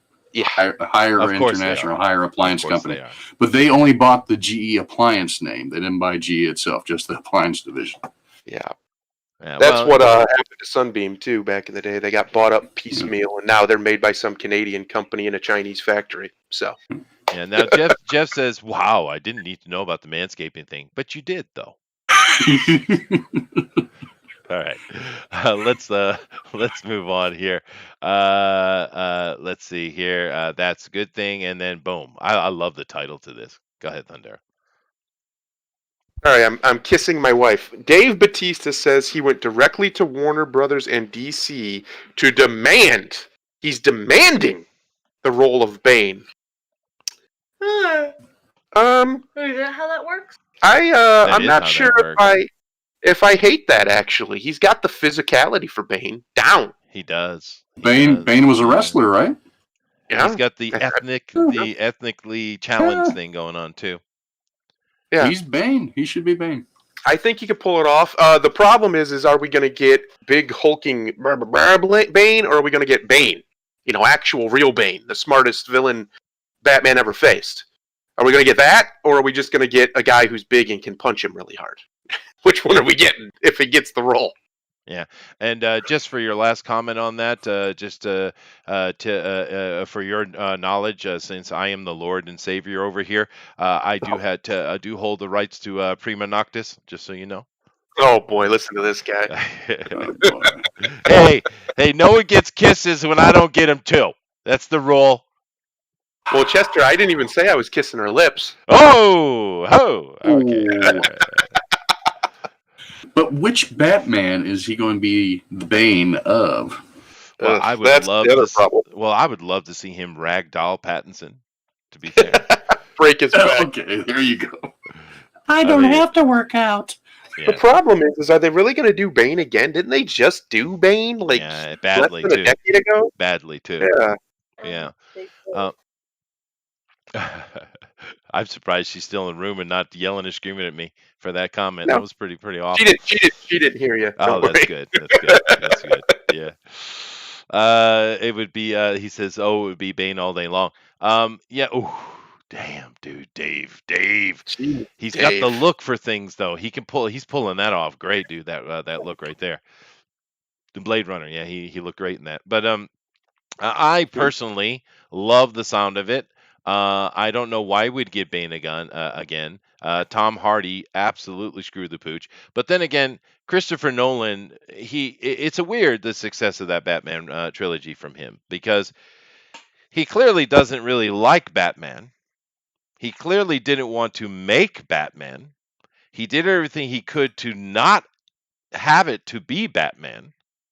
So I never understood why people love that so much. Now I understand the Joker, that kid who played the Joker, and he absolutely owned that dude. That was one of the greatest performances I've ever seen in any movie. It was amazing what that kid did with the Joker. However, it's not. There's no love for Batman from Christopher Nolan at all. And Bane, having Hardy and the way he played Bane is a perfect example of that. It's perfect example. It's not Bane because it's got to be realistic. This is the real world Batman. Well, it's freaking comic book character, dude. It's fantasy. It's not supposed to be real world. What are you doing? Right? Now having something that's more Batman-esque, and to be fair, I love who's the dude who played Batman in the Nolan series? What's his name? American Psycho. Christian Bale. I like Christian Bale in general. I've seen a lot of movies. I like Christian Bale. Yeah, But he's great. I hated him as Batman. I hated it.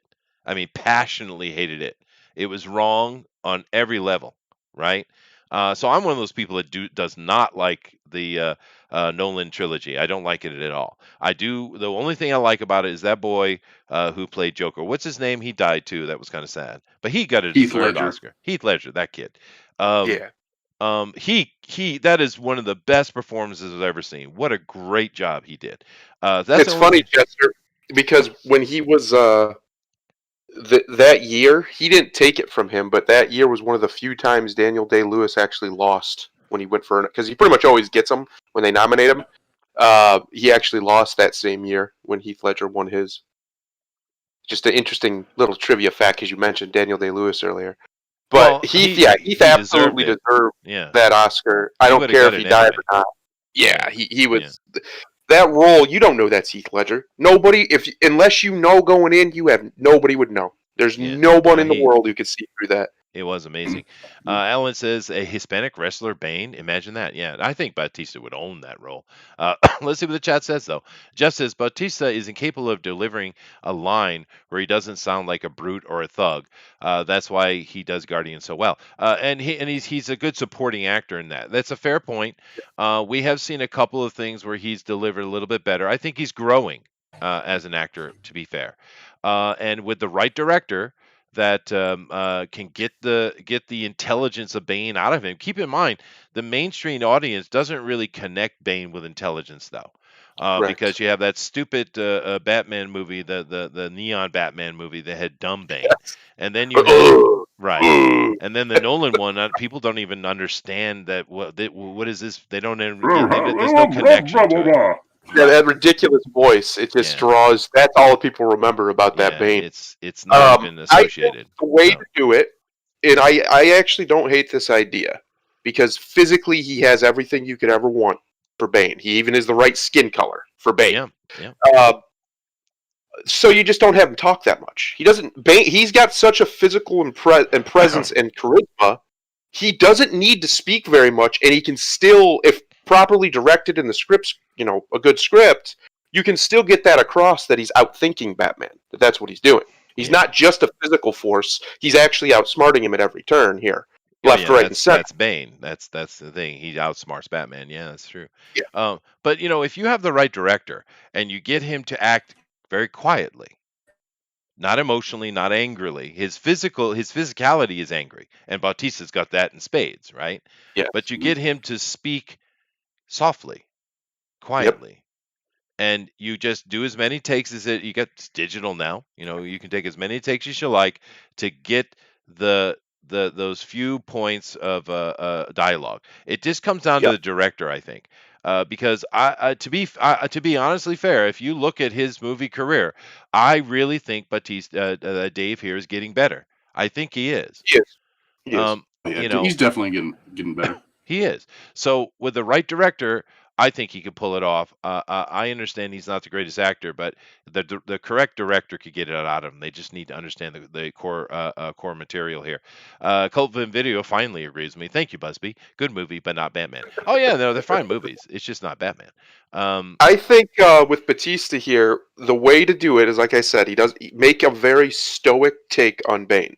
He doesn't need to say much, but when he does, it needs to, if directed right and shot correctly, he needs to stop the room he's in when he talks.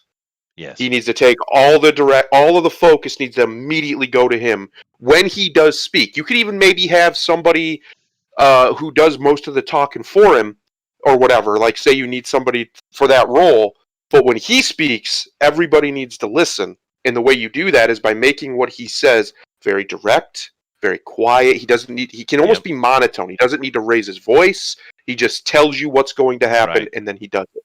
And that would be so intimidating. It would be so intimidating. And one of the ways you could do that is when he enters into the scene. There's no speaking for 30 seconds, 20 seconds, or whatever. He just physically dominates the scene. Then he speaks softly. That would work. It would work because he's physically intimidating. He can capture your attention just by being there. He's proven that. And to be fair, he's got a pretty good sense of comedy. And if he can do comedy, you can do anything. I mean, that's just the truth of it. He's got. Now I understand he's a supporting actor. It's the people around him who are making him funny. I get that. I have a little faith in him. I think he probably could do a good job if he had the right director with him. And I'd love to see him try. I'd love to see him. It sounds like you got 5 new backers, Eric. That's good. Yeah. Very good. Yeah. Yeah, I think he could pull it off. I think the way to do it is one of the problems with a lot of these movies is they have these actors that have the presence, right? A lot of these actors they cast have great presence, great physical presence, but they're not necessarily the best at dialogue. which is common for a lot of big budget actors, like Keanu Arnold Reeves. Schwarzenegger, Keanu Reeves, right? These guys aren't necessarily great. They're not going to cut a great monologue that you're going to remember for the rest of your life for the right reasons, right? Right. But what they can do is get your attention by being very simple, very. They have a lot of presence, and when they speak, it matters. Yeah. That's what a good villain, this villain, especially Bane, if you're going to translate him to a movie, that's what he should be. He should be a man of very few words. And a good example of how he should speak is go watch Jake the Snake Roberts' old promos when he was the top heel in the business in wrestling. He didn't say a lot. He didn't raise his voice, but you believed every damn word that man said like he was going to kill somebody. Yeah, no, absolutely. And he was really good in Blade Runner. Here's a clip from Blade Runner. No, I agree. And he needs to do like that because in Blade Runner, he didn't say too much, but it was a great scene. He was really cool because he's a replicant. They were after him, right? Yeah, no, I think he can pull it off. I really, really do. Yep. And I think Keanu Reeves is a good example. I believe in his short time of doing movies here, Bautista, I think he's already a better speaking actor than Keanu Reeves, who's been doing it his whole life, literally. Keanu is a horrible, horrible actor, but he's got great physical presence. Keanu's really good at that. And that's why John Wick works, because he doesn't speak hardly. He shows. And it works really well. Right. He's a great action hero, actually, but he's a horrible speaker. Every time you open his mouth, you're a clenched breath that, oh my God, don't fuck it up, right? Because I mean, it's insane. And the thing I never, there's one thing about Keanu. He's had a lot of opportunities, and he's a very grateful human. I'm not knocking on Keanu. I actually respect him. But somehow, Mr. Coppola thought it was a good idea to hire Keanu to be Harker in Bram Stoker's Dracula, playing the titular role. Oh, well, not the titular role, but the main character. And if you want an example of how bad a idea that was, go watch Bram Stoker's Dracula. Because my God, dude. My God. And that's Francis Ford frickin' Coppola made that decision. Now, I'm wondering... There's only two good actors in there. Oh, the dude... what's the dude who plays Dracula himself? Great actor. Gary Oldman. I'm like, Jesus, he owned the hell out of that. Winona Ryder is cute, but she needs to shut up. Of course,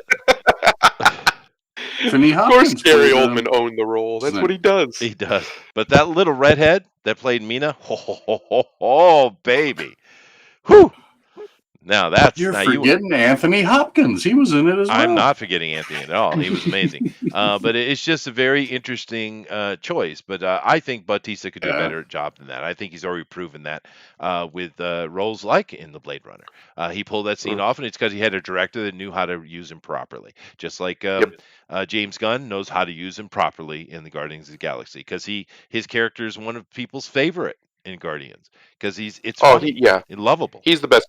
He's the best character.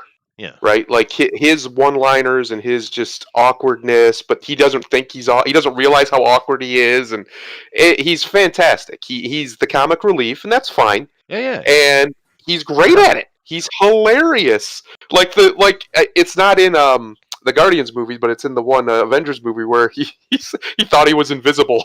That was great. Yeah, he's just standing there. Yeah, but his lines, they keep him limited, but he delivers them cleanly, right? Yes. Whereas Keanu, for instance, and I don't know why I'm banging on Keanu, but because I do love Keanu. For example, from Bram Stoker, I'm not going to be able to quote it, but it was like, well, my lady, what have you been doing during this time? How can I help you market it? Or something like that. And it's like, are you freaking kidding me? I can do a better job than that. That's never good when that's true. Keanu opens his mouth. Yeah. As entertaining as he is, all we hear is Bill and Ted. Yeah, the idiot stoner, yeah. Point Break. That's why he works so well in Point Break, because he is a surfer boy. Well, he's more like a motorbike dude. Cafe racer is what he is. But anyway, awesome. I don't know what's going to come out of this, but I'm all for it, dude. I'm 100% down. I think he's a perfect choice for Bane. But the Batman franchise is so screwed up, dude. I don't know what the hell they're doing. They're talking about bringing Michael Keaton back. Why? Why? He's an old gray man. If you're going to do Batman Beyond, all right, fine. and he was sacrilege coming in. He wasn't even a very good Batman from the beginning. You go to hell. Correct. Chester, you are correct. I was going to say it. You beat me to it. I don't understand. I do understand. It's mostly nostalgia, but I went back and tried to watch that first movie. I couldn't. It's not a good movie. No, I'm sorry to tell you, but it's not. Even Jack isn't very good in it. People say you want to get crazy? Let's get crazy. Yeah, it's not a great movie, but it was the best Batman we had at the time. Well, it's the only Batman you had at the time. What are you talking about? The animated series in the 90s, the kid show was better. Way better. Way better. Way better. Adam West was better. Whoa! Yeah. That's a sting. Oh. Yeah. And Adam West was mostly, was entirely satirical. It was basically a satire of Batman, but it was fantastic. It ran for how long? It had a movie and everything. I mean, it was great, Adam West as Batman. I don't care what anybody says. On screen, besides the animated, Adam West is the best Batman. Period. Hey, he's fun, Period. right? Yep. Yeah, that's right. Keanu Harker. Yeah, that's right. But whoa, like you saw Dracula. Dude, like, whoa, dude, Dracula. Whoa, dude. Not cool, man. Not cool. We love Keanu, though. We do love him because he's such a good human. He's a genuinely good human. No matter how much older he gets, he doesn't become jaded. He continues to be a good human. And, he's an example of what a liberal should be. That's if you're going to be, because if we look at the different, just the generic differences between what we would call liberal and a conservative, right? Not accounting for the fact most people sit between that, but whatever. A liberal is the people who see new ideas. They're visionary. They take things to heart and try to practically apply it. Conservatives conserve. They try to maintain things, to keep things working and functioning. They're practical in their application. This is the main difference between the ideologies. And Keanu Reeves is a liberal, and he's a perfect example of one.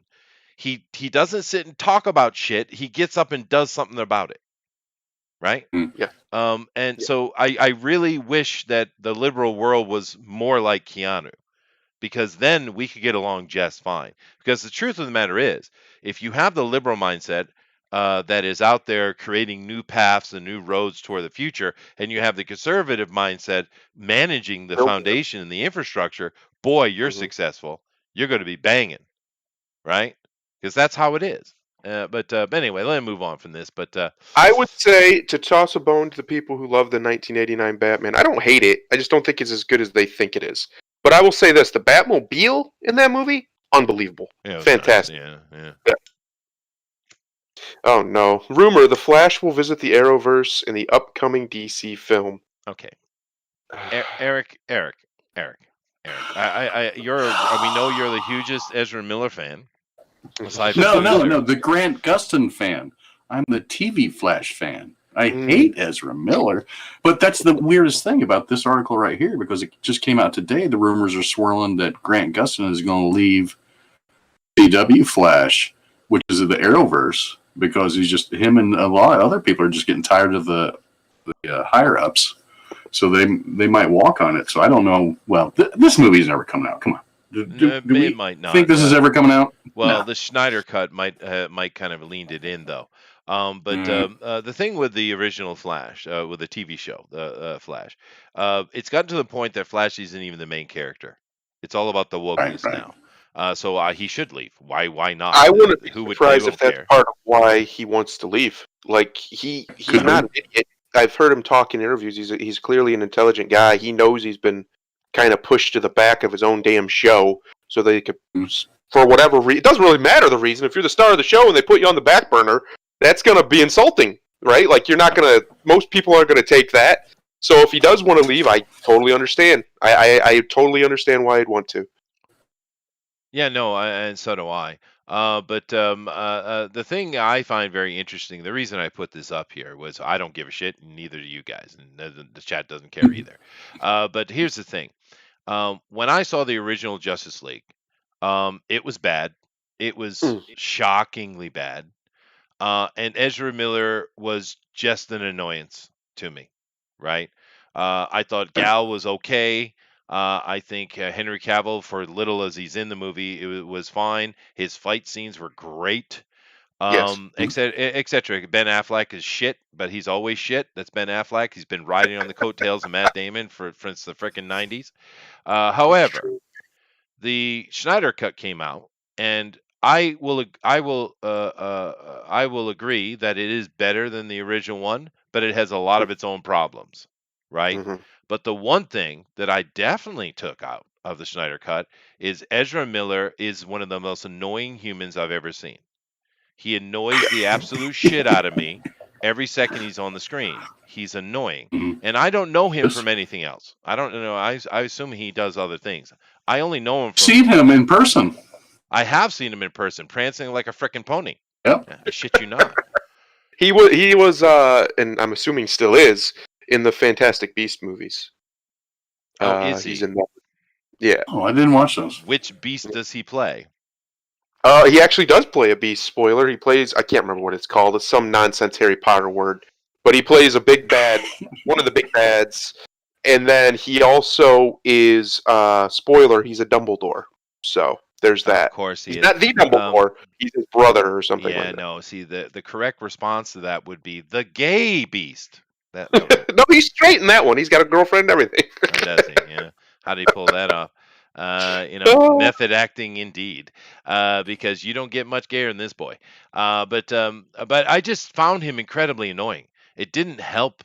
The Snyder Cut didn't help the Flash character whatsoever.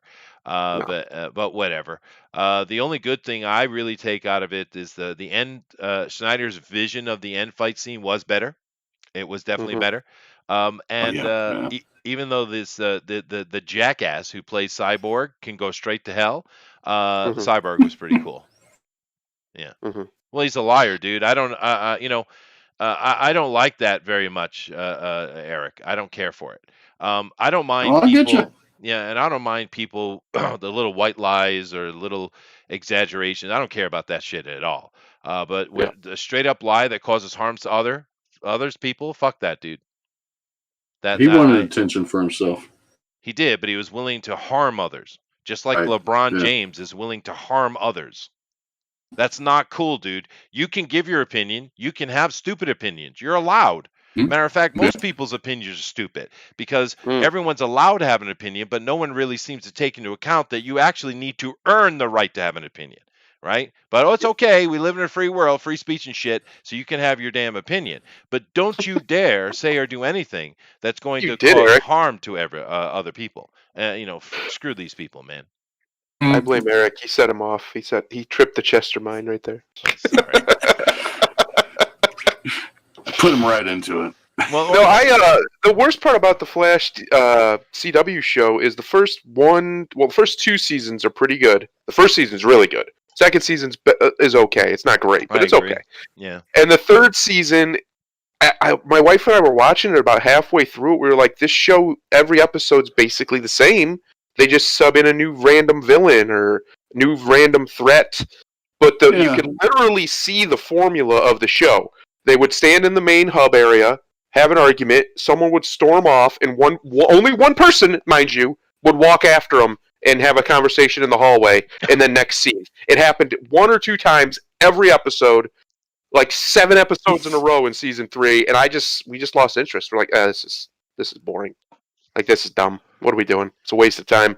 And then we come to find out that we got out right at the right time, because it was right around that time where the wokeness really started to reach its ugly hand through, and then at one point they had the the girl power episode, things like that, and it's just, nah, I'm good.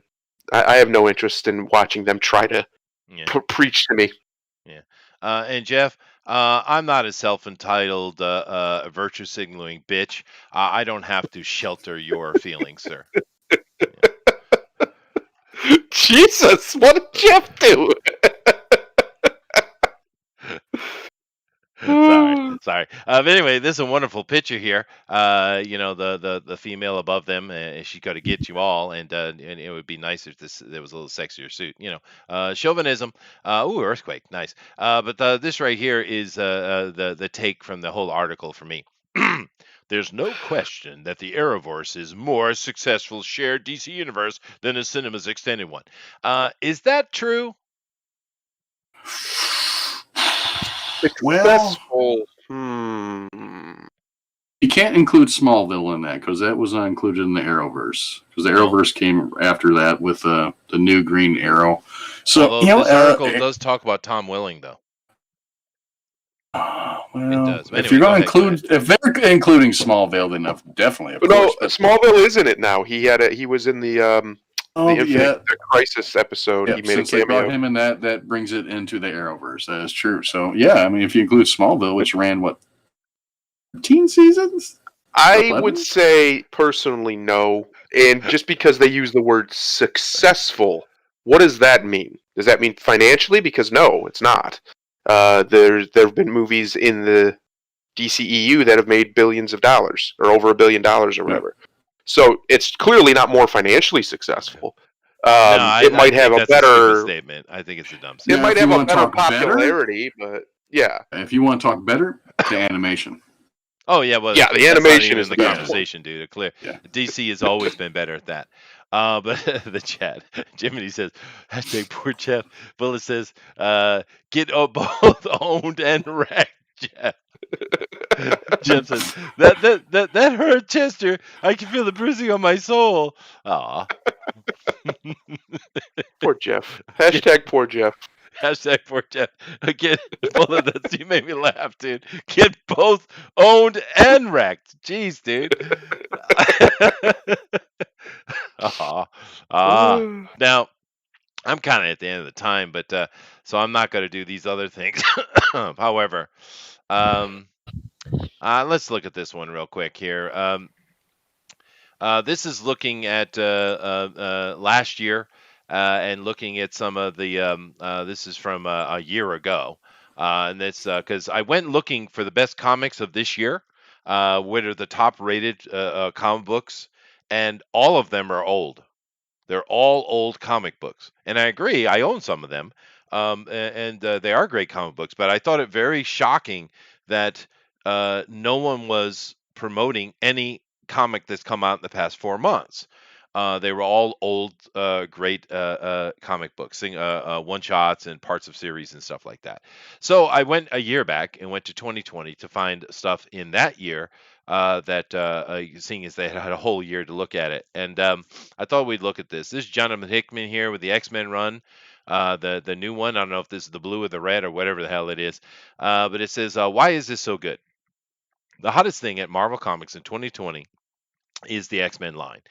You can make a case for Immortal Hulk being a better comic, but nothing is doling out the fully immersive, high-concept mosaic of stories that make superheroes periodicals so unique, like X-Men. Within the X-Men line, however, it can be tough to know what to read. So let's get to it. And they kind of go into the flagship X-Men.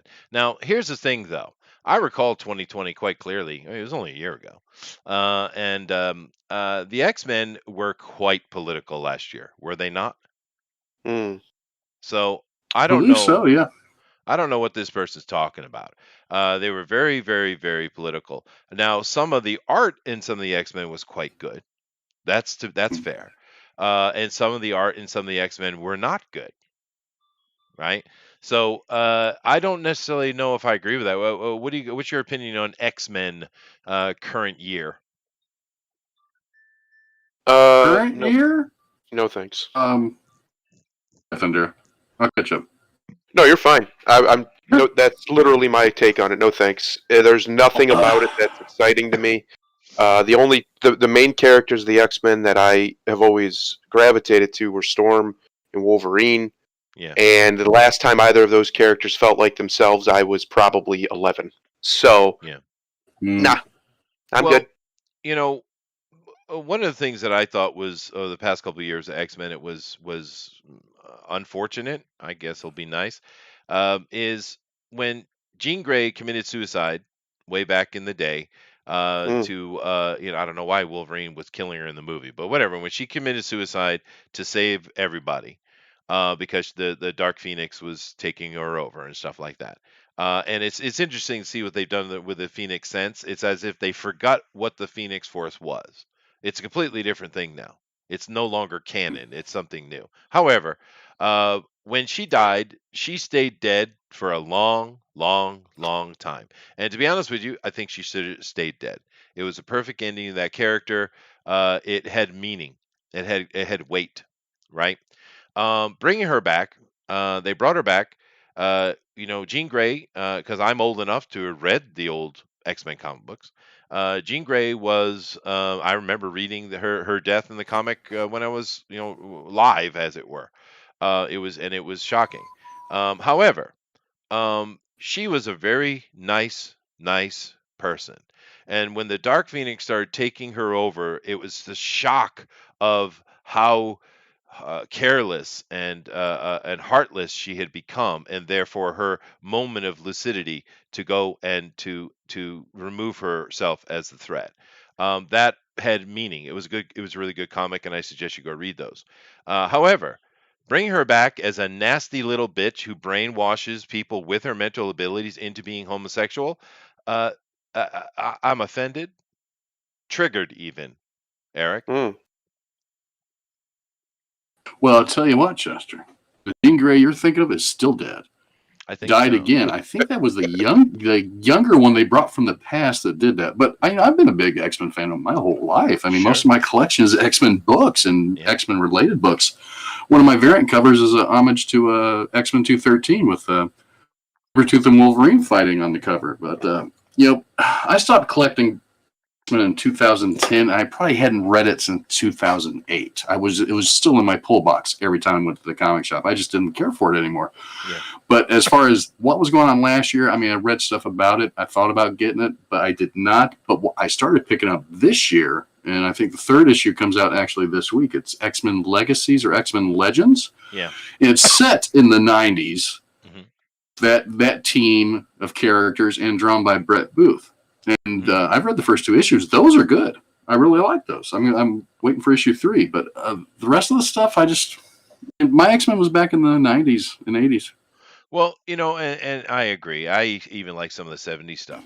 And same as you, my collection has 5 main characters in it. I got a bunch of little stuff on the side too, but I got Spider-Man, I got Thor, Captain America, X-Men, and Daredevil. Those are my main guys. I read them all the time. I have, like I said, I've read little bits of other things too, but those are what I read mainly and collected mainly. And the X-Men of today are a far cry from what they were, and it's kind of kills me because it's so easy to write for the X-Men. It's really easy. They are the downtrodden. They are. This is basically Stan Lee trying to represent the civil rights movement of the '60s. That's what they are.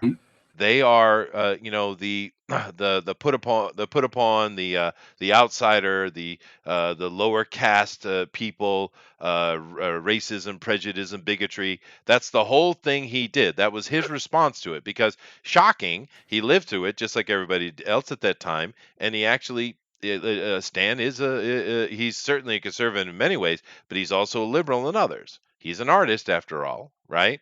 And he was a big supporter of the civil rights movement, as many people were. And that's what the X-Men is. It's his take on it, right? So it's so easy to write. It's so easy to put them in a situation where they are not the hero. People don't trust them.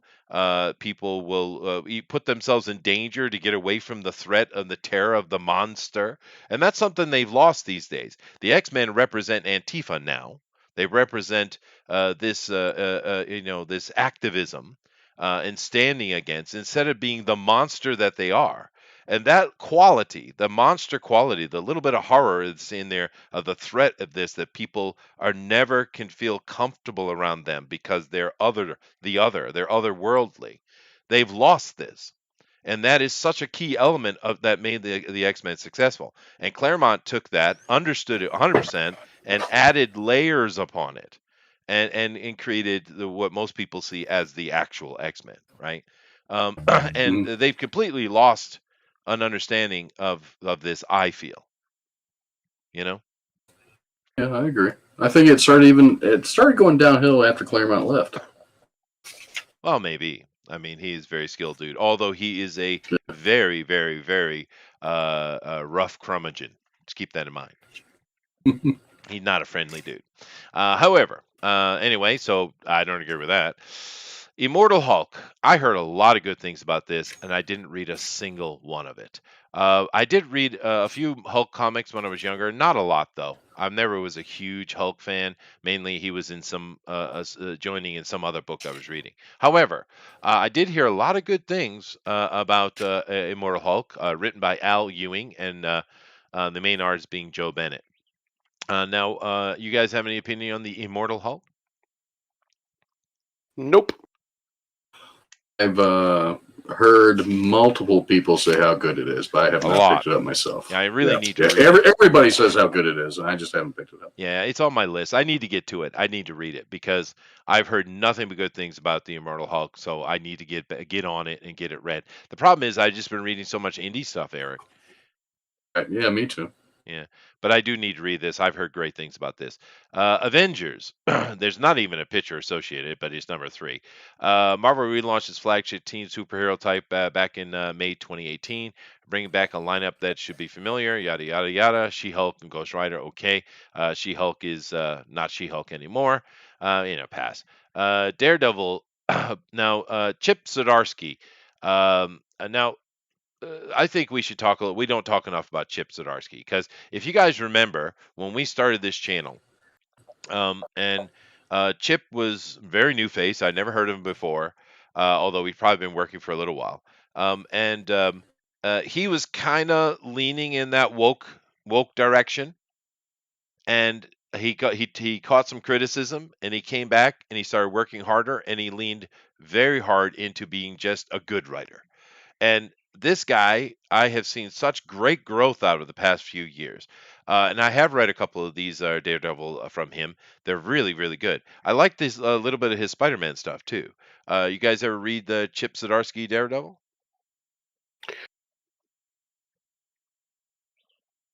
No? Nope. No. I heard Booster talk highly about it. Yeah, no, and that's why I went and checked it out, was because of Booster. Yeah. And I had read his Spider-Man, and I was like, oh, it's not bad, dude. Not bad. Because he was started out being part of that in crowd, and then he decided to try to do a better job. He literally even said that, I think, if I remember correctly. But he's really improved. We've seen him improve in front of us.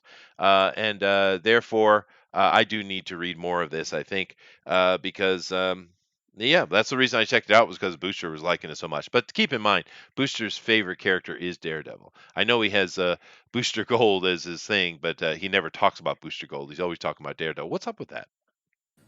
I don't know. He's confused, little boy.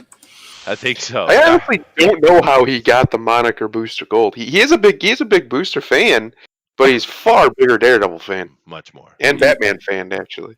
Yeah, but that's all right. I mean, Booster suits him. Booster Kiwi is perfect. And I really hope that him and Weathers get together and do something with that character, because I think it's cool. Anyway, Doctor Doom. This shouldn't be on the list. Absolute shit. I actually read some of this. He's only Marvel books? Yes. Is a Marvel. Okay. Yeah. But I think so. But anyway, Doctor Doom, absolute crap. What they've done to him is disgusting. Screw you, Marvel. All right, moving on. Ant-Man, Zeb Wells. Do I know Zeb Wells? Probably not. I haven't read an Ant-Man comic in forever, dude. I haven't either. I did read, I think it was an Ultimates one, where Captain America ends up beating him down because he was abusing his wife, Wasp, which was a strange take on Henry Pym, or Hank Pym, sorry. But oh, I don't even know if that was Ultimates. That was in the regular series too. No, it was some Elseworld thing. It wasn't the main series at all. I can't remember. I might be wrong. But I didn't read a lot of Ant-Man. I mainly saw him in an Avenger comic back in the day. But I don't know what's going on with Ant-Man whatsoever. We got Marvel's teen superhero comics, Magnificent Miss Marvels. Nope. Miles Morales Spider-Man. Don't need discount Spider-Man. Thank you very much. Thor. I know for a fact that they've been screwing around with Thor way too much. From what I hear, the current run is actually pretty good. I don't know. I haven't kept up with it. It's not been good enough for me to actually take enough interest to buy one. No, me But either. Yeah. that's what I hear. There's the current run is actually kind of a return to form. It's pretty good. Man, Well, I doubt it. This is Donny Cates. Do I like Donny Cates, Eric? I don't think so, but No, I apparently don't. he does write some good stuff occasionally. Okay. I don't know what they're doing with Thor now, although the little murmurs I come out of it is just the same thing we've been seeing. I don't know what it is, but these SJWs target certain characters, right? Or more over others. Oh, Now, you know what it is, Chester. I know Come exactly on. what it is. It's the big swinging electrified dick is what it is. Yeah, exactly. The super masculine, white, blonde hair. He's supposed to be a redhead, but blonde-haired, blue-eyed Thor. They can't have that. We can't be having that. That's way too much whiteness and masculinity in one guy, which is quite literally what he's supposed to represent. By the way, we can't be having it. So they have to do fuckery with him. But I have, like I said, I did from what I hear, and I have seen a little bit of it. I don't know if it was his run. I'm pretty sure it was Kate's. Was pretty good. So I don't know. We'll see. Once it's all done, said and done, I'll check out a trade and see what it's like. But I'm not paying for monthly floppies from Marvel ever, probably ever. No, to be honest with you, that's a problem, isn't it? Because I did read the God Butcher series, and it was fine. The writing was fine. The art was fine. But it's once again just trying to find a way to tear down Thor. It ultimately, in the end, him and Captain America, as far as Marvel goes, they're constantly trying to tear him down. A lot of people make that comment about Spider-Man. I don't think they care about Peter Parker himself. They just want to replace him. Understand that the ones they want to replace, they don't care about. They don't care about at all. They just therefore replace it. The ones that they try to emasculate and such are the ones that they really hate. Captain America and Thor, Superman, right? They can't stand these characters. They can't stand him. And the thing is, I don't know if I can ever forgive Marvel for putting Ta-Nehisi Coates in charge of Captain America. I really don't know if I could. I don't, even if they change and fire everybody and bring it back, I don't know if I could ever forgive them for that. That is one of the most disgusting moves I've ever seen in my life, to take a well-known racist, a person who is so racist, he revels in the death of white people. That's Ta-Nehisi Coates. I'm not exaggerating. That is straight up who that asshole is. And you're going to put him in charge of Captain America, or in charge of anything. Least of all, Captain America. And now you're going to let him make a Superman movie? Someone needs to get their ass kicked. It's that simple. Someone needs an ass whooping. That is a disgusting, hateful human. I mean, literally revels in the death of white people. That's the level of his bigotry. If the rule's gonna be on social media that you can't promote any form of hate against races, okay, we can have that be the rule, but it should be for every race.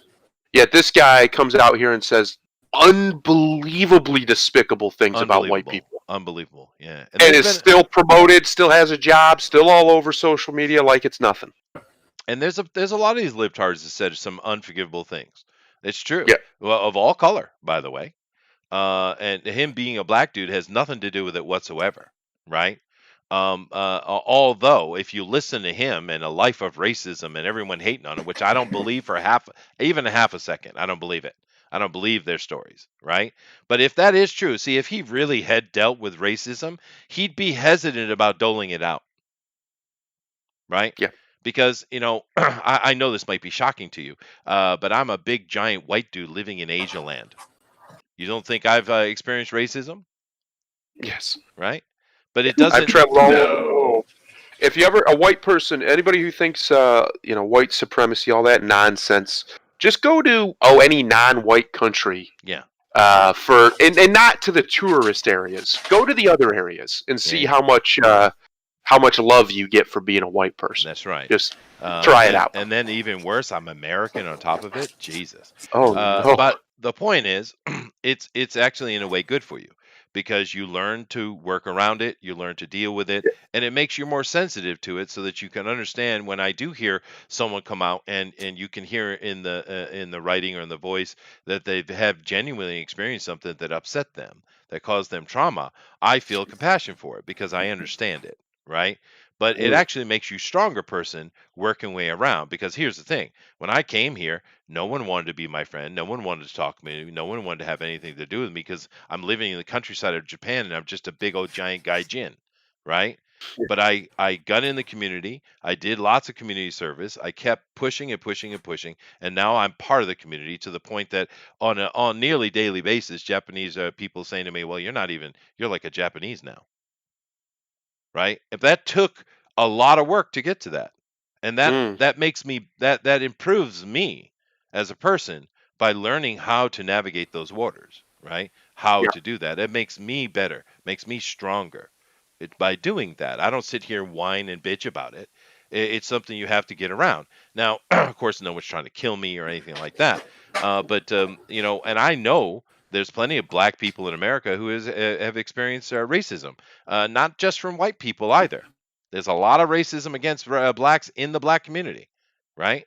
I understand it. I get it. Mhm. But I don't believe Ta-Nehisi Coates for a minute. That is a race baiter. That is all he is. He's like Maxine Waters. They're playing on the opportunity. They're like little fucking parasites. That's what he is. And he is the most egregious to me of all of it. I mean, what's that asshole? Not the Jesse Jackson, the other asshole. Sharpton. Yeah, Al Sharpton, that dickhead. No, this dude has been plying that leech parasite race baiting role his entire life. His entire life. Has that dude experienced any racism in his life? I doubt it. I seriously doubt it, right? He's been on the taxpayer's dole his entire life, right? And Ta-Nehisi Coates is the same. And I don't know about you guys because I listen to his stories. I don't believe him for a second. But yet I hear other people talking about some of the experiences they've had, and I believe them, right? Because the way they talk about it is from a point of understanding. It's not from a point of anger and hatred, because that's a childish response, right? Who got me on this subject? You! Thor. You got you on this subject. Thor got you on this subject. Jesus. Lord Thor does nothing wrong, Eric. It's impossible. But I mean, I'm not wrong though. I'm not wrong. No. And these people, they really need to go. And Chip Zdarsky, good on you for doing that. Ta-Nehisi Coates, horrible human, but he keeps succeeding upwards because his comics ain't making money. But that doesn't seem to matter. Like we saw that Heather Antos, that silly little girl who plays the same games. She's found herself as either a writer or editor or something like that at some little dinky comic book place again. So she keeps getting fired, but she always finds work, right? But the thing is, little Antos, because to be fair, she's cute. She is cute. I mean, they based the whole Gwen Stacy thing off of her, right? And the Deadpool character off of her too. So you can see all these drooling boys working over Marvel, just absolutely fetishizing over her. But she is cute. I'll give her that. But that doesn't last forever, baby doll. It doesn't last forever. It's true. Yeah. That's what character does for you in the long run, you see. Anyway, I'm done. I gotta go. I got work to do. Get out of here. Ranting and shit. So Eric, last little comment. Last little comment. Join us on Thursday night when we'll be drawing Neoteric by Zach Bradley. Ooh, that's right. Encore Ultimate Edition. Yeah, no, that's gonna be good. It's a Zombie Full World of Oz too. When are we gonna do Zombie Full World of Oz? By the way, we're going to do the last week of my campaign. Oh, nice. That's a good timing for it. But yeah, definitely, guys, come back for that. Zach puts out some really colorful work, and we'll go check out the Neoteric, which is I don't know. He's kind of using it to mean New Age or something, I suppose. But we'll get into it and see what the actual book's about, and later we'll see Eric's stuff. So Thundero, take us out of here, man. We will see everybody on Sunday. Other than that, have a wonderful week, everyone. Simple as. Later, guys. Bye.